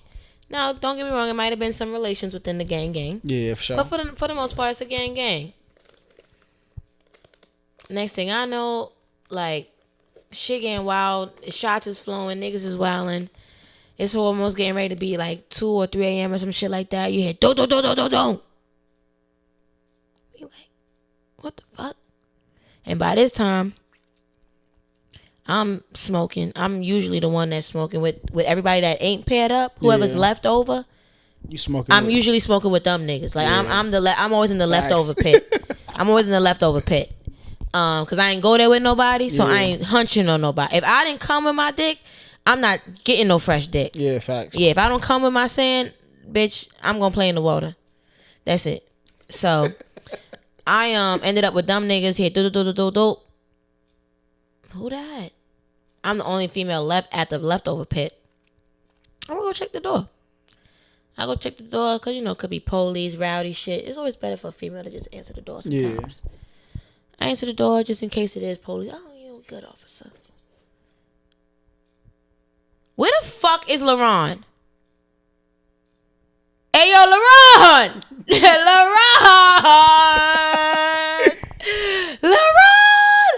I said, hold on. So I closed the door. Yeah. And my immediate thought was, yo, don't let this crazy bitch in here. Close the door. For sure, yeah. And it's not even to, like, protect LaRon. Nigga, I'm protecting myself. Mm-hmm. Fuck what you got going on, LaRon. This bitch already on 10. I don't know if this bitch got a gun. I don't know what's going on, but I know being a bitch where this shit can go. Yeah. And I know LaRon. And I know he take bitches to the extreme. He the type that everybody meet his moms. Everybody my girl. I love you all the same, baby. Everybody number one. Don't nobody can tell they fucking rank with LaRon. Everybody number one. So that's why when I see her, she calls me, oh, bitch, no. Because I done been in situations pulling up to him at the park. No matter where we at, bitches pull up for LaRon. Like, where the fuck he at? Da-da-da-da. Who that bitch? Yeah, it's always spicy. So once I hear his name, bitch, safety first. Yeah. Hold on. Let me get this nigga. Y'all deal with this shit out here because we ain't got nothing to do with this. Hold on. LaRon ain't at the leftover pit. LaRon is in there cutting up. LaRon ain't at the leftover pit, okay? LaRon might have two rooms going at this point, I think. That's how crazy he gives it up. They don't even want it together. They willing to wait. Pew pew. So, hey yo, put some clothes on. Yo, she outside, bro. Yo, I'm not here. Bro, she know you here. I'm not doing that. I'm not going back to the door. Bro, she know you here. We passed that. Yeah. Ain't nothing I could say. Ain't nothing I could do. Bitch, she done probably seen my story. She know you here. Facts. Nigga, you didn't tell us it's one of those nights. Don't post you. Because you got to say that. If you don't tell niggas, yo, whatever y'all do. Don't post me or nothing. Because you could easily say, that's dumb niggas. I wasn't be there. Doing shit that you got to tell. Like, nigga, that's dumb niggas. Dumb niggas. They do what the fuck they want to do, bitch. Facts. I'm gang. So I'm whatever. Y'all ain't my bitch. And at this point, y'all bitches know what's up. Mm-hmm. I'm just one of the gang. I'm an innocent bystander. I ain't got nothing to do with this. Yeah. So, But I do be trying to tell them, like, yo, y'all niggas be wildin'. Like, some of this shit y'all be doing, like, relax. Like, just be real with the bitch. Just tell her what's up. Mm-hmm. You ain't even gotta be doing all this for real, for real. Just tell her what's up. She might fuck with it, she might not. I bet you she still let you fuck. Yeah, for sure. Just be real with her. Long story short, this bitch had a gun. Holy. Yeah, this bitch had a gun. And then, basically... This nigga LaRon comes out. This nigga only decides he feels he only needs boxers on. I don't know why you thought that was a smart idea, because all she gonna think about is why you don't got a shirt on, why you don't got pants on. Yeah. So he went out there like that. Boy, it probably lasted 30 seconds before she pulled the hammer out. Because she tried to give him a chance. And all I heard was, LaRon, you really got me fucked up. You out here with some motherfucking boxers. You think I'm stupid? And all I heard was him say, yo, put that shit away. Boy, once he said that, we was all at the window. Like, we all pulled the curtain back at that point. We all like, oh, what the fuck? That's crazy. Like, we all like, we ducking, but we like, what the fuck? Like, oh, shit. It's getting real out there for LaRon. Who going out there? First thing I said was, yo, I answered the door. I did my part. Y'all not sending me back to the jungle.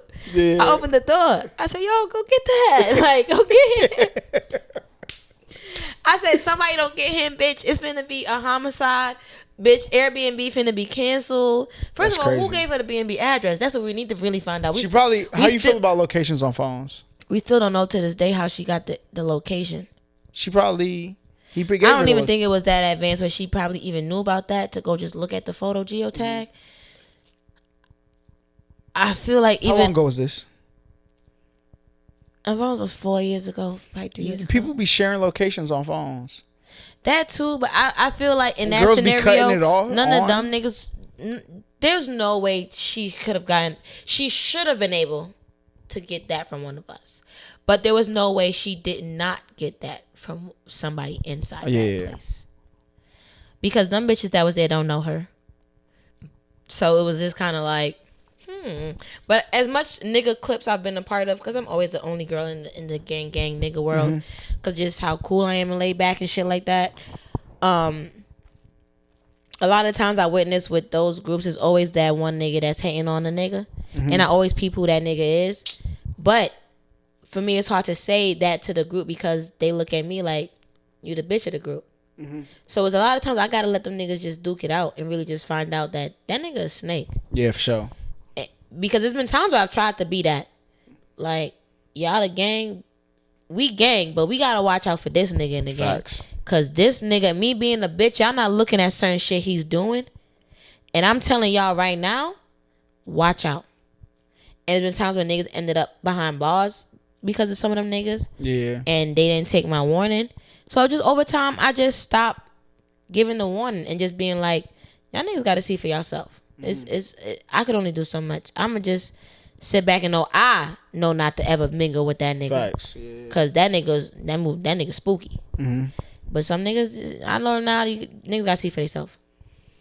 Yeah, that's a reason why like there's certain people I can't get cool with, because you're cool with certain people and I know that person, so like I know you don't know how to filter through. I just people on who I just people about who they hang out with too, because at our big age, bitch, you can't be hanging with niggas just to hang just because they're a good time. Yeah, like you got to be past that. They're now available. Yeah, like we past that. You got to hang with some quality and substance, because them same niggas who you think ain't nothing is just good for here for a good time, they taking things from you that you don't even realize in those moments.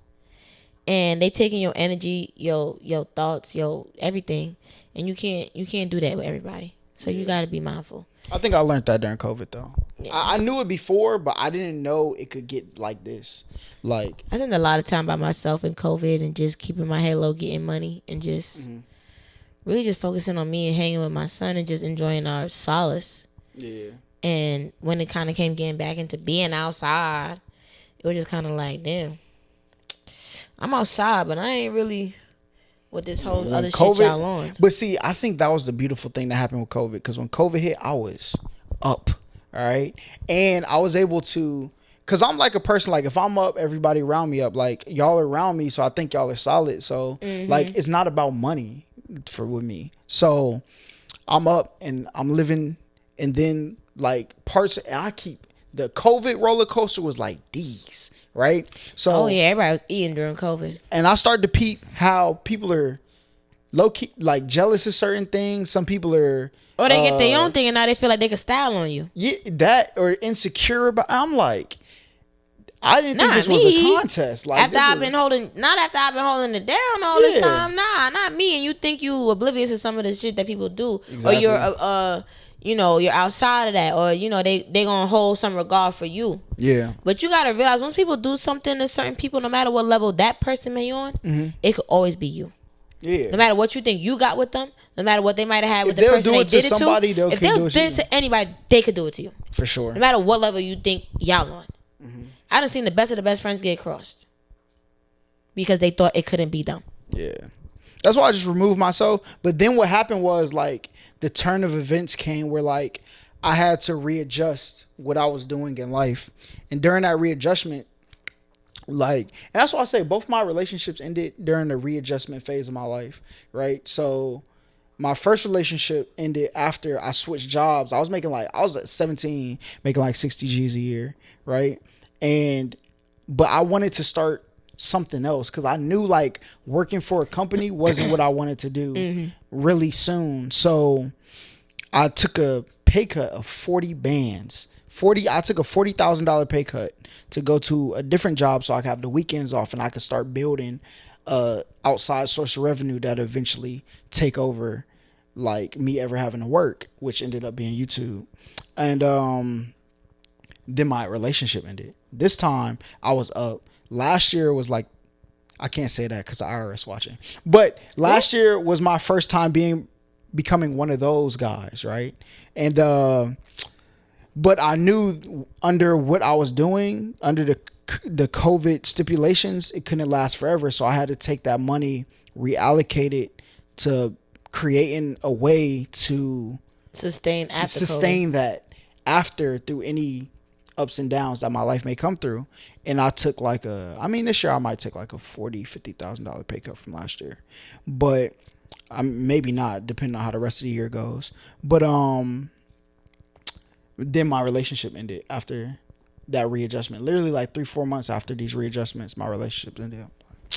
It is what it is, you know what I'm saying? Back on the rise. Yeah, but see, I think, and it showed me how many of my friends really had no interest in helping this boat. And you was just riding, and y'all was plugging holes in it the whole time. Like, I don't even think it was intentional. It was just like, this is who you are. You will take from my boat to build your boat, but not understanding like you're letting water into my boat, right? Exactly. So you ain't have to do that. I would have told you where I get my wood from to build my boat, but you wanted to, so. And it'd be like, that's why I say you got to be careful too who you just give your energy to, because you look back 5 years will pass and you'll be like, damn, this is a whole nother person than what we started out. Yeah. And it could be because of where y'all end up professionally, what goes on financially, and just certain shit like that. So it's like, you just got to be fucking mindful. Like, that's what I said right now. I spent all of 2 years with COVID just kind of not attaching myself to nobody because I was so fearful of me attaching myself and then them just dipping or skating when they felt like it. So I felt like no attachment is good. I could just do what I want. They do what they want.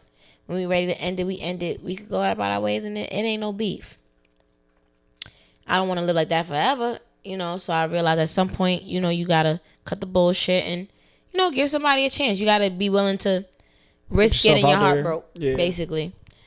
So, I just put myself out there again and was just like, fuck it. Let me just see where it takes me. So far, it's going so good. I'm optimistic. Yeah.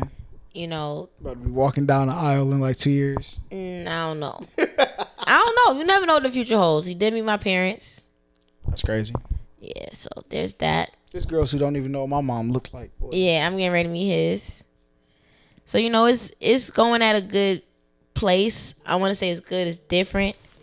I've traveled, I've done things, but I've never really done it at this capacity with somebody else. And someone that just really matches my energy. Yeah. Cause he's taking me to nice places. I took him to iPick for the first time. What's that? The movie theater. Oh yeah, okay. You gotta take him to get the Regal VIP tickets. I like iPick better. Well, That's good. But Regal VIP, well, it depends. In Atlantic Station? Yeah. I've done that too. But you went to the VIP one? That I only do the VIP. Okay, bet. Yeah. That's what I did before IPIC. Okay, bet. Yeah. You ever been to IPIC? Oh, you go IPIC, you ain't never gonna go back. For real? Oh, yeah. It takes the VIP to the... They give you blankets, my nigga. That's crazy. You gotta request it, but they got them. They don't just give them, but IPIC give blankets. And it's like more boothy. So it's like you don't even see the niggas next door to you. Mm-hmm. You could probably get some head in IPIC. Comfortably. Well, see, look, I gotta find a girl first, so you know. Yeah, but I'm just saying, you get the little back corner in IPIC, you lit. Yeah. Litty like a titty. That's what you be doing in there? No, I get the middle back, you know. I ain't trying to do too much. Just That's but crazy. you can definitely I like the ambiance of IPIC too. It's like you get the bottle of wine. Yeah. You know, cause you know he ain't never been there, so I ain't gonna front. I kind of showed out a little bit. Like, oh, you never been to IPIC? Shit. Let me show you something. Yeah. Let me show you something. Facts. So it was real nice.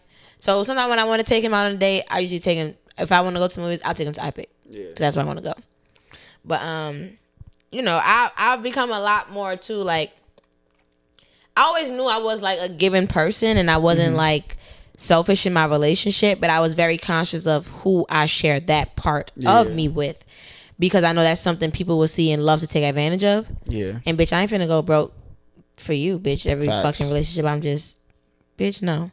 I think and my problem is people don't believe it till it's too late. Like when I deal with people, if I come into somebody and it's like, okay, first of all, I'm patient. I'm not rushing to nothing, nigga. Like we don't gotta fuck the first day I meet you or the first time we go out, nigga. I'm straight. I'm trying to make sure and I'm gonna let you protect yourself in this situation too. So, but then when certain things they just don't believe it's true. I don't believe nothing. I'm like, well, damn, I can't do nothing about that then. Yeah. And if I can't make you believe it, what my problem is in my last relationship is I don't believe it. I'll prove it to you. Watch. And then that proving became, I can really take advantage of this. Yeah. So now, if you don't believe it, you gotta be with it and see it and believe it and be in tune with it and all that out the gate, because it's like, so I said I do things, but the things he does is like, I couldn't even ask him out. Like we done, and in only 4 months, we done been to 3 different places already. It's like, I really couldn't ask for nothing more. He do all what I want, support me in ways that I want to be supported, fuck me in ways I want to be fucked. Like, I mean, it's really nothing more I could ask for. He's really just, he almost make me want to like, damn nigga, like, shit, I gotta do, I really gotta do some shit now. Like, this ain't just something, a lot of women think they just, all they gotta do is just lay on their back and everything gonna come to them.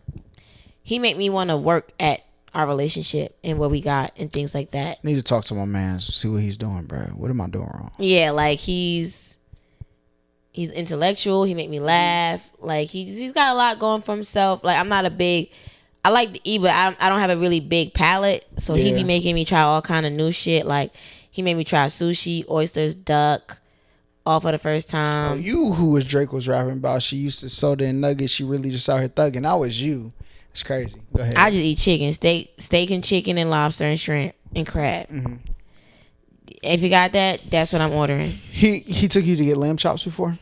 I was eating lamb chops already before him. But yeah, lamb chops. I made him my lamb chops, which he actually liked pretty good. Yeah, that's dangerous. You know what I'm saying? Cooking for each other. That's I cook for him a lot. That's what's up though. He likes my cooking. Yeah, that's good. It's dangerous for everybody else. Cause I know one girl, she be cooking to bait niggas in. Like it's something when you feed people real food. Yeah, it's something about that. Every times where like I'm not even really cooking for him, I'm cooking for the house, and he just so happened to come and get a plate. So it ain't even like. And then the times where I specifically cooked for him, like we went camping, and I did like this brunch board for him. So I did like fried chicken, like waffle sticks, and a whole bunch of shit. It was like this big ass board. And he has this like foodie page, so he like posted it to his foodie page and all that stuff. So it's like he's good. I fear talking about him because sometimes I feel like as soon as you start talking about somebody, shit starts pew. Yeah. But you know, he's. But I would say this: don't be scared to talk about it. If it fails, then it failed. It fails, like, it fails, yeah. But honestly, I'm fucking living life. Yeah. I love it there with him. I'm living life with him. He's fucking amazing. I'm scared of being this. Like, you know, I love him. I'm not gonna lie. I do. That's what's up. I'm not scared of like being in love, but I'm scared at how much I could actually really love him. Yeah, that you'll see the rest of your life with something that may not. You know yeah, because I could really see myself like living life. How long have y'all known each other? We've known each other on social media for a little while, past our tenure of like actually dating. I want to say maybe like 2 years we've had each other on social media. How long have y'all been hanging out consistently? I want to say we started communicating consistently before physically seeing each other consistently. But I feel like the day we saw each other for the first time, it hasn't let up y'all since. have been talking like on the internet before. Yeah, before actually seeing each other. That wasn't like, so I wouldn't say that was like every day. Maybe like every couple of days I might post something, he laugh about it, but we'll converse from that, or we'll just keep talking from that. And then around my birthday, he asked me something. He was like, what are you most looking forward to for this year, turning 31? Or something just that was just so kind of like different than all the other conversations I was having with niggas at the time. And I was just like, and at that time, he wasn't even really like applying pressure. We were just still just being cool. Just chatting, like social media buddy. But for me, I saw an interest in him. Like I really was like, dang, like, this guy seems pretty cool, and he's not one of those that's on my ass trying to be like on me, where you at, what you doing, I'm trying to see you. So I feel like for me, it made me a little bit more thirsty for him, kind of like, dang, he ain't the typical thing I'm used to that's on me from the gate. Yeah. So I remember Snowfall was premiering. Trash ass season. Fuck you. And then you like the new season? It was alright. Outside of the Orlando Bloom female they had. She was pissing me off, but she's gonna be probably effective this next season coming up. She's gonna be intricate. But I told him like, oh yeah, I'm finna come crash your Snowfall party. Mind you, I've never seen him yet, never met him, but you know, we were talking about Snowfall, and I was like, I'm just gonna come crash your Snowfall party. And you know, most guys are dumb, so I didn't think he would like really pick up on me trying to just like come to his house type shit to watch the Snowfall. And at the time, I was really just gonna watch Snowfall, maybe just see how he was, catch a little vibe, and then just dip. Dooneyland. Boy. I caught more than the vibe. I done caught everything. And I think it was just so good because we both really wasn't expecting the shit. Because he just got a bottle of wine. We was just smoking weed, waiting for it to come on. And then it was like, we were watching it, just talking, getting to know each other. It wasn't even like on no real like super intimate shit. It was just, we were just watching the show. And then we just like started talking. And then I don't know who started it more, if it was me or him, but like, you know when you're talking to someone and all of a sudden like your face is just getting closer and closer? So it was like one of those. And then like we kissed for the first time, and then immediately I said, why do you have to do all that? It was just the first kiss. Like, why you have to kiss me like that? And then he started laughing, and then ever since it was just like, I just was not expecting that. And I don't want to say when you look at him, you don't, he's like a kind of square, but like it's like he looks very well kind of put together. And I just was not expecting that. Like I really wasn't. I put it to you like this, like, and that's what's good about finding good people though, is like when you open yourself up to find out who people really are, right? Or have genuine experiences with no expectations, like those typically end up being the start of these situations. The hard part is to not see things along the road and keep the same open mind and keep understanding the person as you go. Because a lot of times people will get to a point where somebody does something that they don't understand, and then it's like, I don't like the way that made me feel. Instead of being open to learn about it, they'll cut themselves off, or they'll put up a barrier when it comes to that one thing. I don't like when you like, I don't like going to sporting events with him, because like he get a little too, instead of understanding like, yo, I grew up in sports, my dad was blah blah blah, you understand it, then you can say, I get it, maybe this just isn't an environment I need to go to with you in. But or I understand that that's just something you like, but it's not. It might not be. It's for not me. the way I viewed it. Yeah. Right. So that's the hard part of continuing down those things. Yeah, and then too, when in dating him, then there's the whole thing of me coming back to the whole content creating and things like that. That's not an aspect he had from the jump. Yeah. So to me, to bring that, and I've talked about it to him before, and I'm not one to shy about things that goes on in my life. So it's like, you're not gonna be a secret. You're not something I'm going to hide from people. Yeah, or keep quiet about. Like, I'm gonna talk about you if someone asks about it. Like, I'm not necessarily running around on a fucking "here's my man" campaign, but like, I keep it funky. Like, that's if people. If you show what is important in your life in your videos. Yes, and if you are important to me, you're gonna be in that. So it's like, I've spoken to him about it, his comfortability level with certain things like that, because people might be okay with you posting and expressing your love for someone in a relationship. Regular shit, but when you get to the content creation side of someone being involved, that's very different than just being a post on your Instagram feed. So that's something you want someone to be okay with and gauge how they see themselves in that aspect, if that's something they're even okay with. So he hasn't said anything like along the lines of nah, fuck that, nah, I'm not doing none of that. Like, he's been okay with anything I've brought up that I've wanted to do or what might come about. It's just a matter of me actually doing it or not. But he's been pretty okay with that. But I feel like too, people might say they're okay with it till they actually start experiencing it. And I just don't want to start that, and then that does become something that's like now I have to choose. Yeah. I would say my advice to him, like in a situation like that, is understand the internet is not a real place, right? Most of these people who may give opinions on what they feel, if you do happen to read some of them, are super hyperbolic. They would never say this to your face, right? And just be you. Like, and if just like in the real world, you understand that people may not like you, the internet is the same way. You're just able to see their thoughts. Yeah. And that's it. So once you can get those little components done, it'll lower any like reservation somebody may have, like for the most part. And then I would say one thing I've never been good to navigate is like the attention aspect of it. That I've always been able to kind of like get them to not be upset about or simmer over, or like the dudes giving you attention. Yeah, because I've always been respectful with how the attention I receive, how I expect them to express their love or whatever it is they have for me in the moment. Like, certain things I don't tolerate, like when I be on live and niggas coming in calling me baby and babe, don't call me that. I be like, y'all, I ain't y'all baby. Oh, like in your live stream? Yeah, I'll say that. Yeah. I don't even wait. I'll say right when they say it. Don't call me baby. I said, because then when my real baby come here, I gotta explain why you calling me baby. Yeah. We ain't gonna have that. So I appreciate it, but no, I ain't your baby. Tiny though, feet works, anything else. I'm real cool with it, but I'm straightforward. Even in my comments, I think that's one thing, and I think the reason like girls I wouldn't even say talk to, girls who are like they don't understand, like I really be joking. Like in real life, you'll know when I'm serious, but that's why you have to know me to understand it. I say that to the selected people that I know.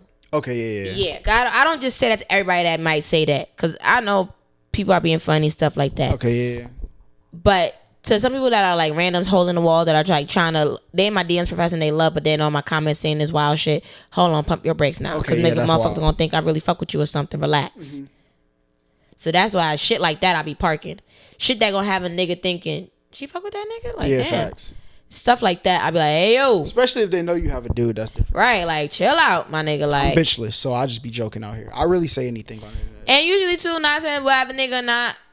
You probably can't sometimes tell with my Instagram, my stories and stuff, because I could be posting niggas ain't shit and I just sucked his dick. Why do you do that? Because that meme in particular was funny. Okay. It had nothing to do with what I got going on or the dick I just sucked. Just because the fact that what this is saying in this particular time, at the time I read it, was fucking funny. And I thought that my audience might get a kick or a laugh out of it, so I reshared it and I'm reposting it because I think it's funny. Okay. Ain't got nothing to do with the dick I just sucked though. What about that perception thing you said earlier? that's exactly a part of it. Believe what you want. Okay, yeah. At the end of the day, I don't give a fuck. But don't you think that leads, like, not saying you're wrong, because me personally, I don't care, right? But don't you think that leads to more people confessing they love in their DMs, thinking they have a shot? Because, like, I see you have a man, but I see you complaining about men all the time on your thing. You don't think that leads to, like, a certain level of... I'm not saying that it's wrong. Yeah, I think there's a level of they might respond to it in a sense where... It's different ways people respond to things. So they might respond to where you're involved in their response, and they respond to where they just talking about themselves.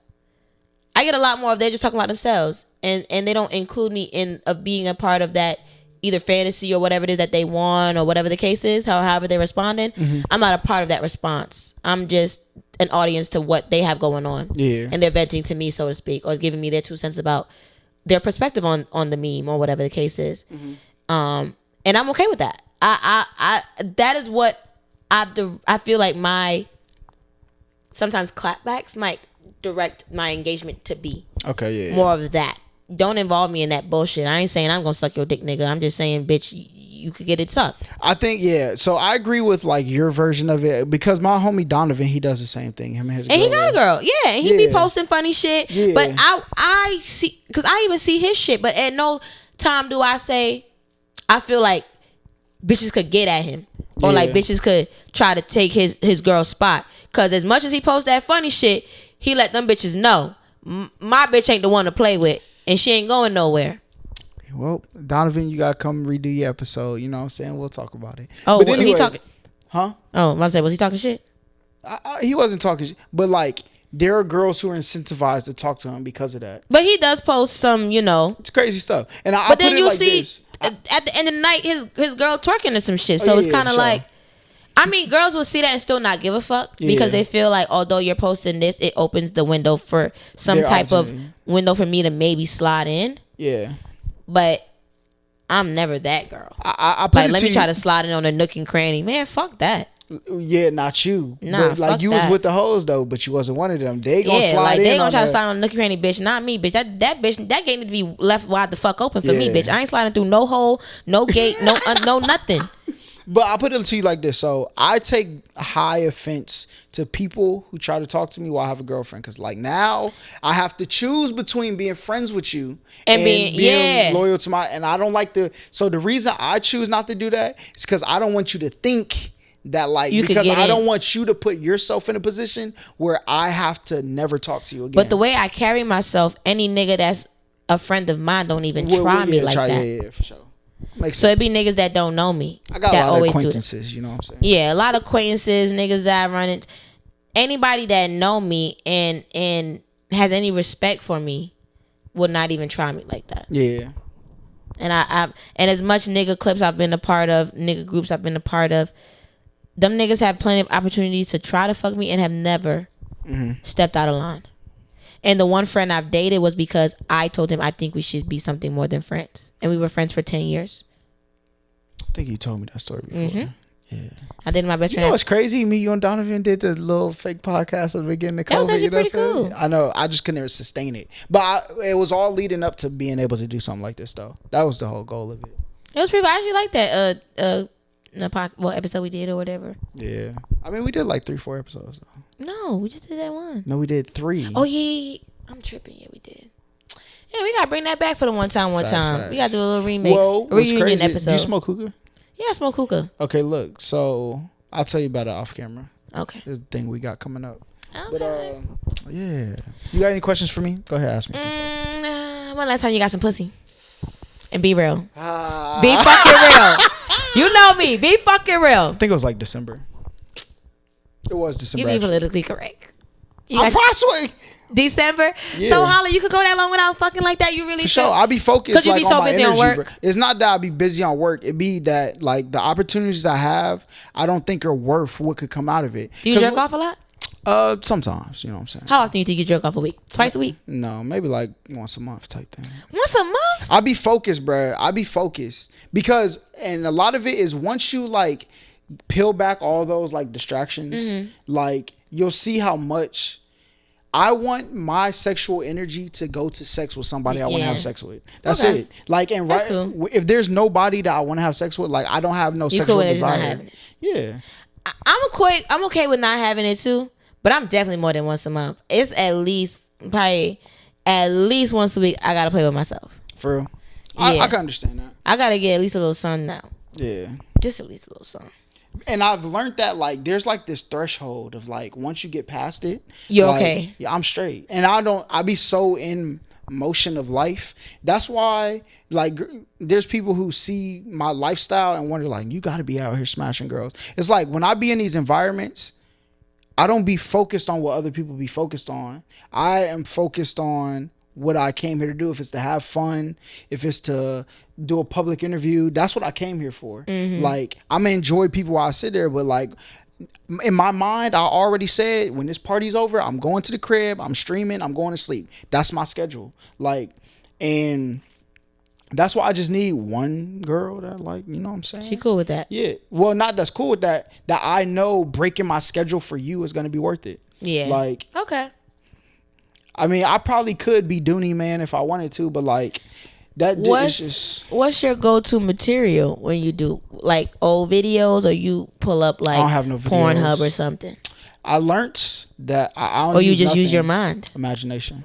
Oh, okay. So because I've never like that, used my mind. it desensitizes you to the actual sex that you having. Okay. So like, there's things that you are expecting. It puts expectations on your sex when you do that. So if you remove those expectations of the videos, because what you're training your mind to do when you watch porn and play with yourself is, this is what gets me off. So when you go into sex, you are trying to recreate. Your brain is going to tell you to recreate the things that got you off. And a lot of porn is unrealistic.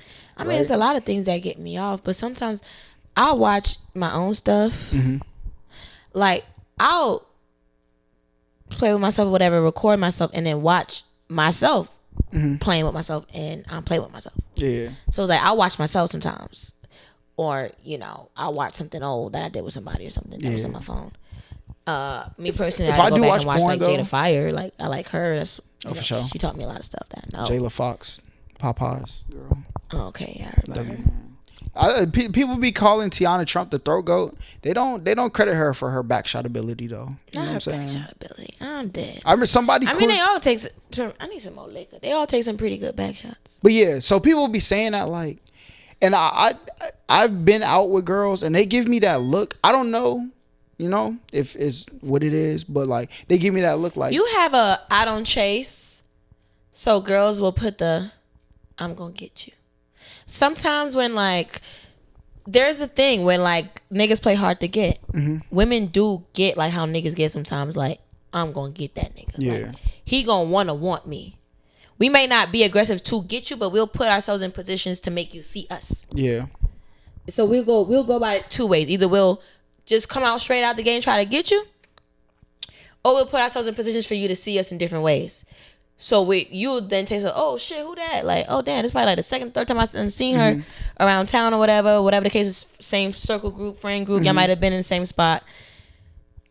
And I feel like that's how it kind of was for me with oh boy. Like, I had him on my thing for a while, but then it was just like I was starting to see certain sides of him that I didn't see before. Yeah. And I like that.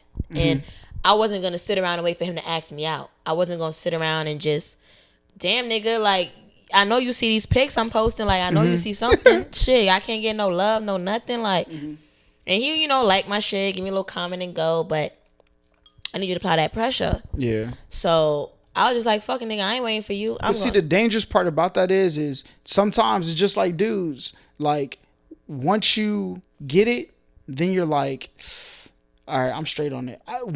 That's one thing, because like, if I open myself up to that, like, I don't want to do it with somebody who's trying to win a prize with me. Like, if you're just trying to smash and dip, like, I will live better off without. I'm straight. And at that point too, that's when I kind of had the New Year's talk with myself, like, we only chasing substance and quality and things of that. And I didn't know what he had even done for a living at that time. I just known like a little bit of his character, and I felt like I had known enough to at least want to see more. Yeah. And as much bullshit as I've entertained and given the chance, how bad can this be? Exactly. I've given way worse niggas the time of day that didn't give half of a character that he gave. Mm-hmm. So it's like, if I'm looking or wanting something more serious in my life, I want to give certain things that I feel like are worth my attention and time. And at the time, with just little of what I had known of him, and just, it was really social media surface level. In a sense, I like the presentation or person he had put on there or put together. What I was getting, I liked, and it was different. It wasn't your typical it was like out and about, but with some sophistication. So it was like, he out there, he doing his thing, but he's got some class. Like, this guy's, he's doing his thing. And I like that. Typical from, typical hood booger, gang banging nigga doing this. Facts. Shoot him up, bang bang, fuck, everybody getting money. But it's a lot of niggas, and it's a lot of good niggas getting money. It's a lot of toxic niggas getting money. Facts. I was dealing with a lot of toxic niggas getting money. I transitioned to good niggas getting money. And not because I need your money or want your money. Nigga, I got my own money. I want to make sure that the things I would like to do, you can take me out to do. Facts. And know that when I want to take you out with my money, you deserve that, because I know you're doing for me tenfold as well. And it's not to say like everything is, boiled down to financials or whatever the case is, but let's not be real.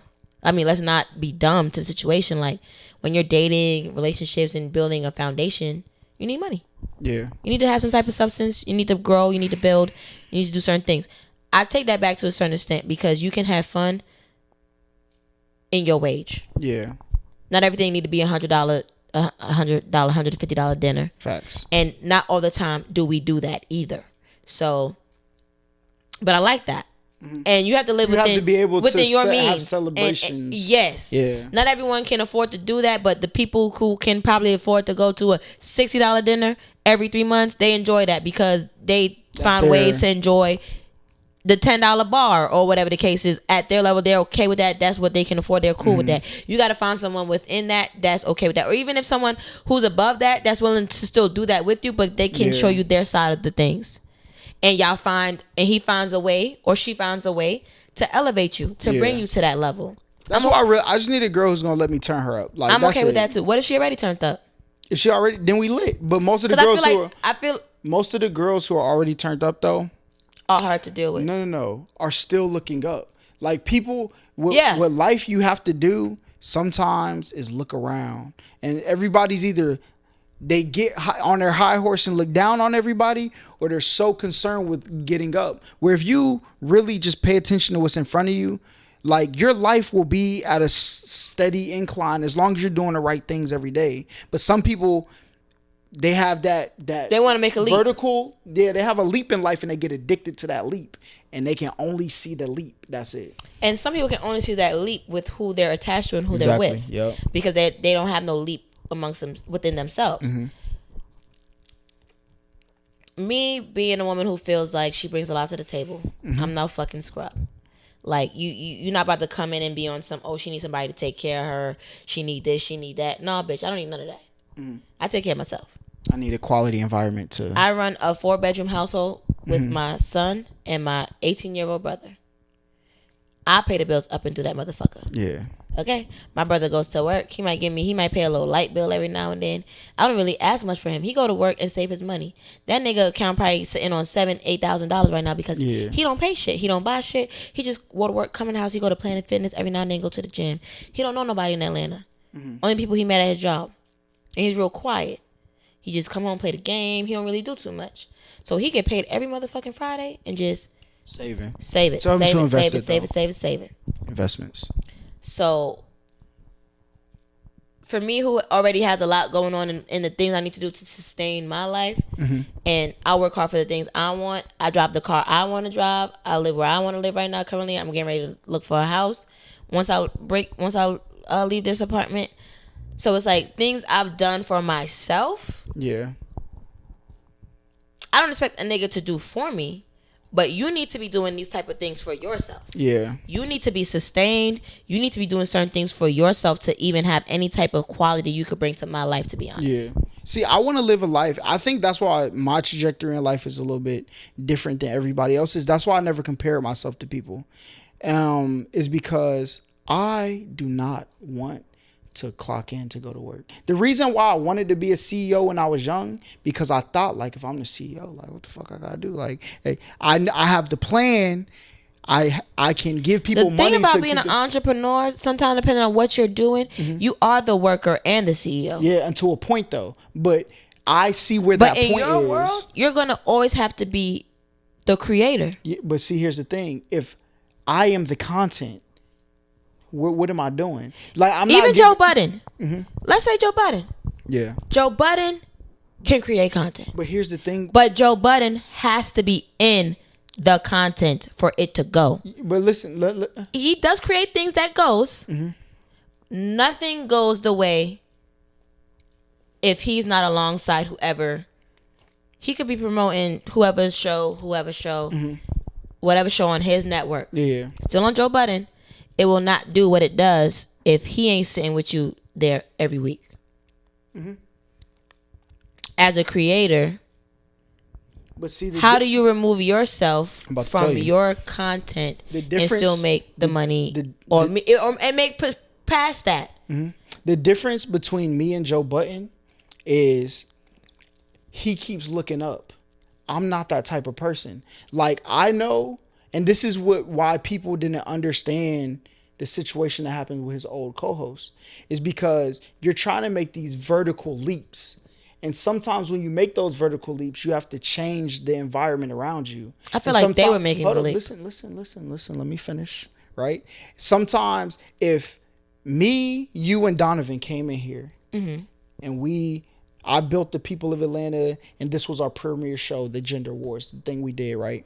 And we just talking every week, and we go from $30,000 a month to $40,000 a month. And then somebody comes in and says, here, I could give y'all $1 million, but these are the stipulations I want. I can say, 40,000 to $1 million. That's what, like, that's like 70, 80. That's almost doubling what I'm making a month. Let me try, but I gotta fulfill these stipulations. I'm not that type of person. No, because I'd rather have what I want. Yeah, I'd rather have it the way I want it. I can make past that, building it the way I want to build it. Yeah, building it the way I want to build it is just gonna take longer, but I get to stay in the environment that I'm already comfortable with. That's the difference. People don't have patience, right? You can get to the top with all your homies, right? You all just have to have patience in doing it. It's when people start finding vertical leaps that they start putting their So who you think took the vertical leap in that situation with them? What you mean? Joe or his co-host at the time? Well, him wanting to take the vertical leap is what led to the miscommunication of what happened. That's what happened. That's why even starting up the branch of the network is what fueled them into thinking he had more to give than what he was giving them? No. It's when the deals came and certain requirements were needed. I think what got misconstrued is the fact that on paper, it's Joe's. And they get what they get being on the show. Yeah. But what got muddied... Let me tell you what got muddied is the fact that they thought their friendship went past what was on paper. But see, here's the thing. Until it collided and Joe had to let them know that it doesn't. And that didn't sit well with them. No, but here's the thing. Even like what he said to them, he said, y'all are going to take salary. That mindset is, I'm trying to turn y'all into workers. The different... No. Wait, listen. Can I finish? Let me finish. Because I'm going to cap for Joe. I got a Joe Budden cap. Because I feel like a lot of times people catch a lot of snippets of his shows. I know. I used to watch I watch his show every day. But listen. And I got the Patreon. So I see the shit that people don't pay for, but they get snippets of and think they take that and run with it. Yeah. When I have watched religiously for like almost probably the last 3 years. You want to know the crazy part about what you said though? Is remember how you said way at the beginning of this podcast, you was like, some people, when they go on the internet, this is the bubble that they create and they get addicted to what that looks like. If you pay attention, that's why Joe backtracks on things so much, right? So he'll say, yo, such and such trash artist. He's doing that because it's content. But then when he meets him, it's, oh yeah, he's a cool guy. I don't think that. What do you I think he really believes it's trash because they got mad. He then has to appease them. And that's what I'm saying. And he's come out to say that too. Like, but, even the verses that just happened. Yeah. He said, yo, man, we gotta talk our shit today. Yeah. He said, a lot of these niggas gonna be mad at me. A lot of niggas gonna give me phone calls. Listen. He said, I'm gonna try to call some of these niggas right now while we doing it, just so they don't call me after this shit. But listen, he tries to be honest, but he know he can't be honest. So he does find the mix of. You can be on, because if people know when people are being genuinely honest and when people aren't being, and that's why people hate Skip Bayless, but they like Shannon Sharpe. That's the reason, because Skip Bayless, bro, we know you being intentionally like a hater. Yeah, you being intentionally a hater because it's good for content. That's why you got paid by ESPN and was able to go to Fox and make the money that you make. But you don't think sometimes Shannon juices it for entertainment? Shannon will say stuff, but if you really pay attention to what he says, he's not saying it with malice or maybe to be interpreted that he said it with malice. That's the difference between when Skip said it, we know you don't believe this, because when we talk to you further, you will do anything. You've picked a point and you want all arrows to lead to this point. Shannon is like, look, logically, this is what happens, then this is what happens, then this is what happens, and this is the point I come to, which is how most people should act. So whenever somebody, you got to pay attention. Like when people start out a conversation was like, look, y'all about to be mad at me, but you know what you're about to say is about to be divisive with no intent. Go ahead. You got People of Atlanta. Mm-hmm. You got any co-hosts on there? No. Okay. How long that's been running? 6 months. Okay. You bring me in today moving forward. Mm-hmm. It's been going 6 months. Yep. It popped off. Mm-hmm. You bring me in since then. Yep. It grows. It doubles. Mm-hmm. 2 years pass. I want 30% or even 50% of the people of Atlanta. But let me finish. Hold up, you skipped the part though.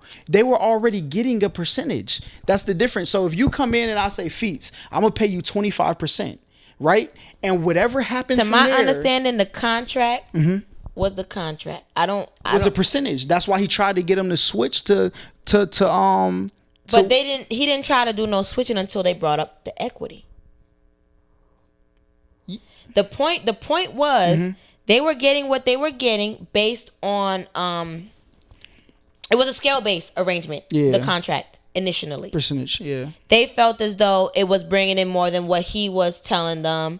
Things that should be, even because we they felt like that. If you're in a position to turn down deals, you getting money. Because Joe was kind of transparent about certain things that was coming in, and him not being so transparent with them off camera with those. A lot of the times, their understanding of those situations was what Joe said on camera. He didn't have a lot of those specific contract conversations with them because, like he would say, when I get called to go into a boardroom, they're not calling me Rory and Mal, they're calling fucking me. But see, the difference is manager, when you sit, and this is why you have. Listen. This is why when you have boats, you have the captain. But I'm not saying he's right about how he treated them or how he went about it. But at the end of the day, the contract at the time was the contract. But the show got to where it got to, and y'all try to flip the script. No, listen. Or renegotiate, but it wasn't renegotiation time. Y'all jumped the gun. But see, when you work with people, you have to. You don't get to pick and choose when you work with them. So if I bring you on to the People of Atlanta, I say I'm gonna give you 25%. Who would I be for you to have staked your time and effort into this podcast, me to go into a room, even though I built it, and solely by my word, pick what your future is going to look like? That's not how that works. We are now working together. So I have to come back to you and say, look, I know I'm giving you 25%, but they're willing to double our monthly thing. Now, that's when you have the conversation of wait. That's when moral and business cross lines. But that exactly. But you have to have good morals to do good business. That's true. And if you don't come back and talk to those people, that is unethical. That's when you take business ethics in college. That's what they teach you. The thing with them that I feel is unfortunate because everything was new for them on the first go around. A lot of things were unethical when you look back at it. Yeah. But they didn't know that at the time. Exactly. And then when shit hit the fan, it was too much for all parties. to just say, let me take a deep breath, take a step back, and really try to fix this. They all was working on ego and pride, and as men, and said, nah, nigga, you not going. They weren't working on ego and pride, because the respectful thing, that's why you said multiple times in this podcast, it's respect first. And just respect me enough to let me know what's going on with this thing you asked me to do with you. But that's not something he did and stopped. That was the norm. That's my thing. It wasn't the norm for him to do that with them. What you mean? As long as the podcast has been running. What you mean? When some episodes, when he got down to the nitty gritty of certain episodes and meetings that he had, they were never there for any of them. But he was never one to really kind of, I mean, he would obviously tell them about it, but I feel like the prior discussions he didn't have with them, and that was norm until they got to a certain point. Now, because you start, it's just like you said, you things think change, like, parameters change. I don't think that more. person's gonna do this to me. Like, nah, that's not, because but it's a conversation you have. You don't lay it on the line where you put everything at jeopardy. It was a way to process that behind the scenes and not interrupt the show. Yeah. And when it interrupted the show, they got upset that Joe brought in Ice and Ish to keep the show going. But if up until that point, I'm Team Rory and Mo. But listen. Even when he brought in Ice and Ish, right? He brought in Ice and Ish to just keep the show going. No, but here's the thing: you didn't do what was respectful to keep the show going when you were taking meetings and not telling the people that you. But that had already passed. My show, me being Joe, and this how I eat. My show still got to run Monday, Wednesday, and Friday. But listen, don't get mad at me when I make a decision that doesn't respect this show to continue, right? So and that's fine, but don't double down on me then making a decision to keep my show going when this how I eat. When you leave the shit, regardless of how you feel about it, when you leave it, I still gotta eat off this. That's fine. You can do that, but don't try to paint it like it's wait. You know how a lot of this shit started? They had a bashing Joe session, and involved Parks into that conversation. Wrong move. What you mean? Because Parks and Joe have been like this since Joe's earliest albums. Yeah. Regardless of Maul, you have been down with Joe since a lot of the times too, but you got to know when to have certain conversations with certain people. Yeah. That was not to have the conversation with Parks in there.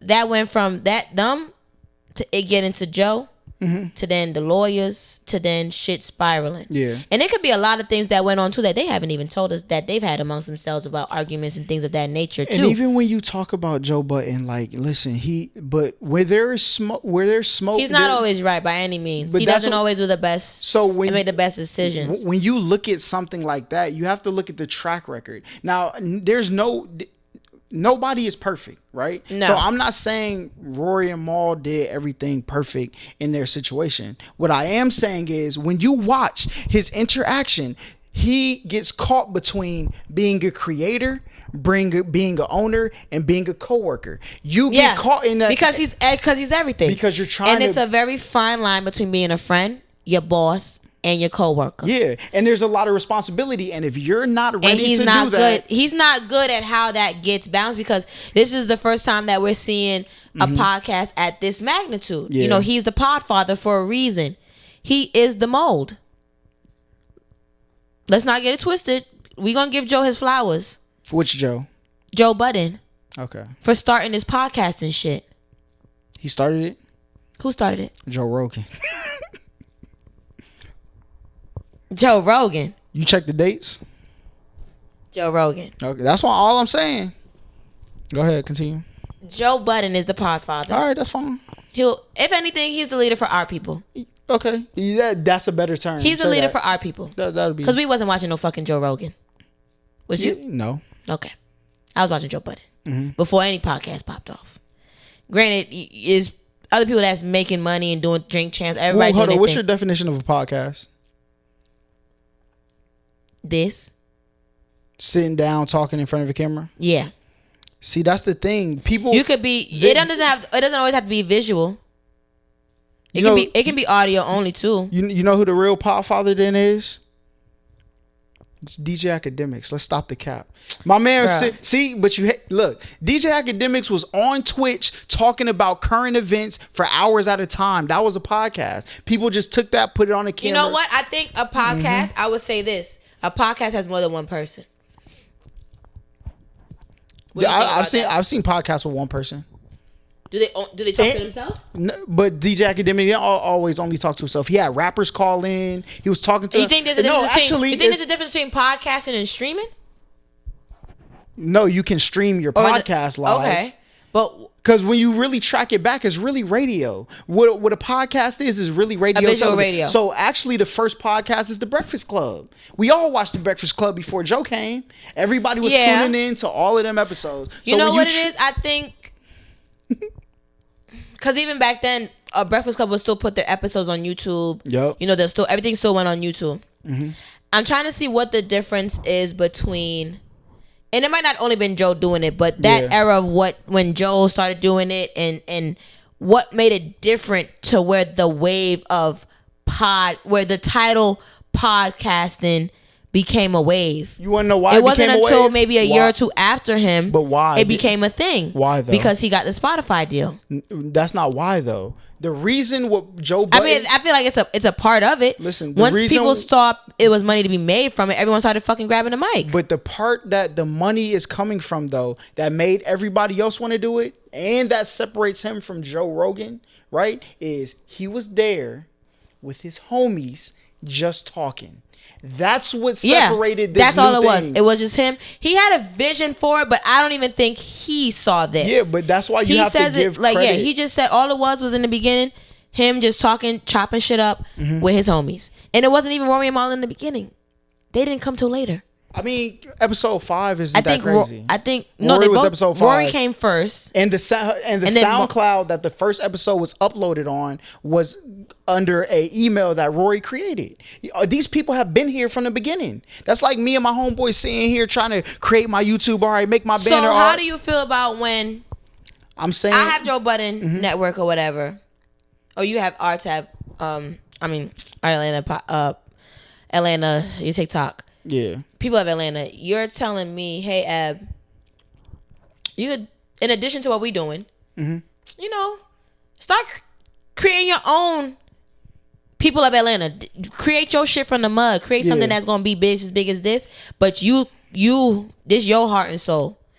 No matter how you feel about it, no matter how much work you put into it, I feel like you could be at a part of something for 5 years, but you would never have the same heart and soul as the originator.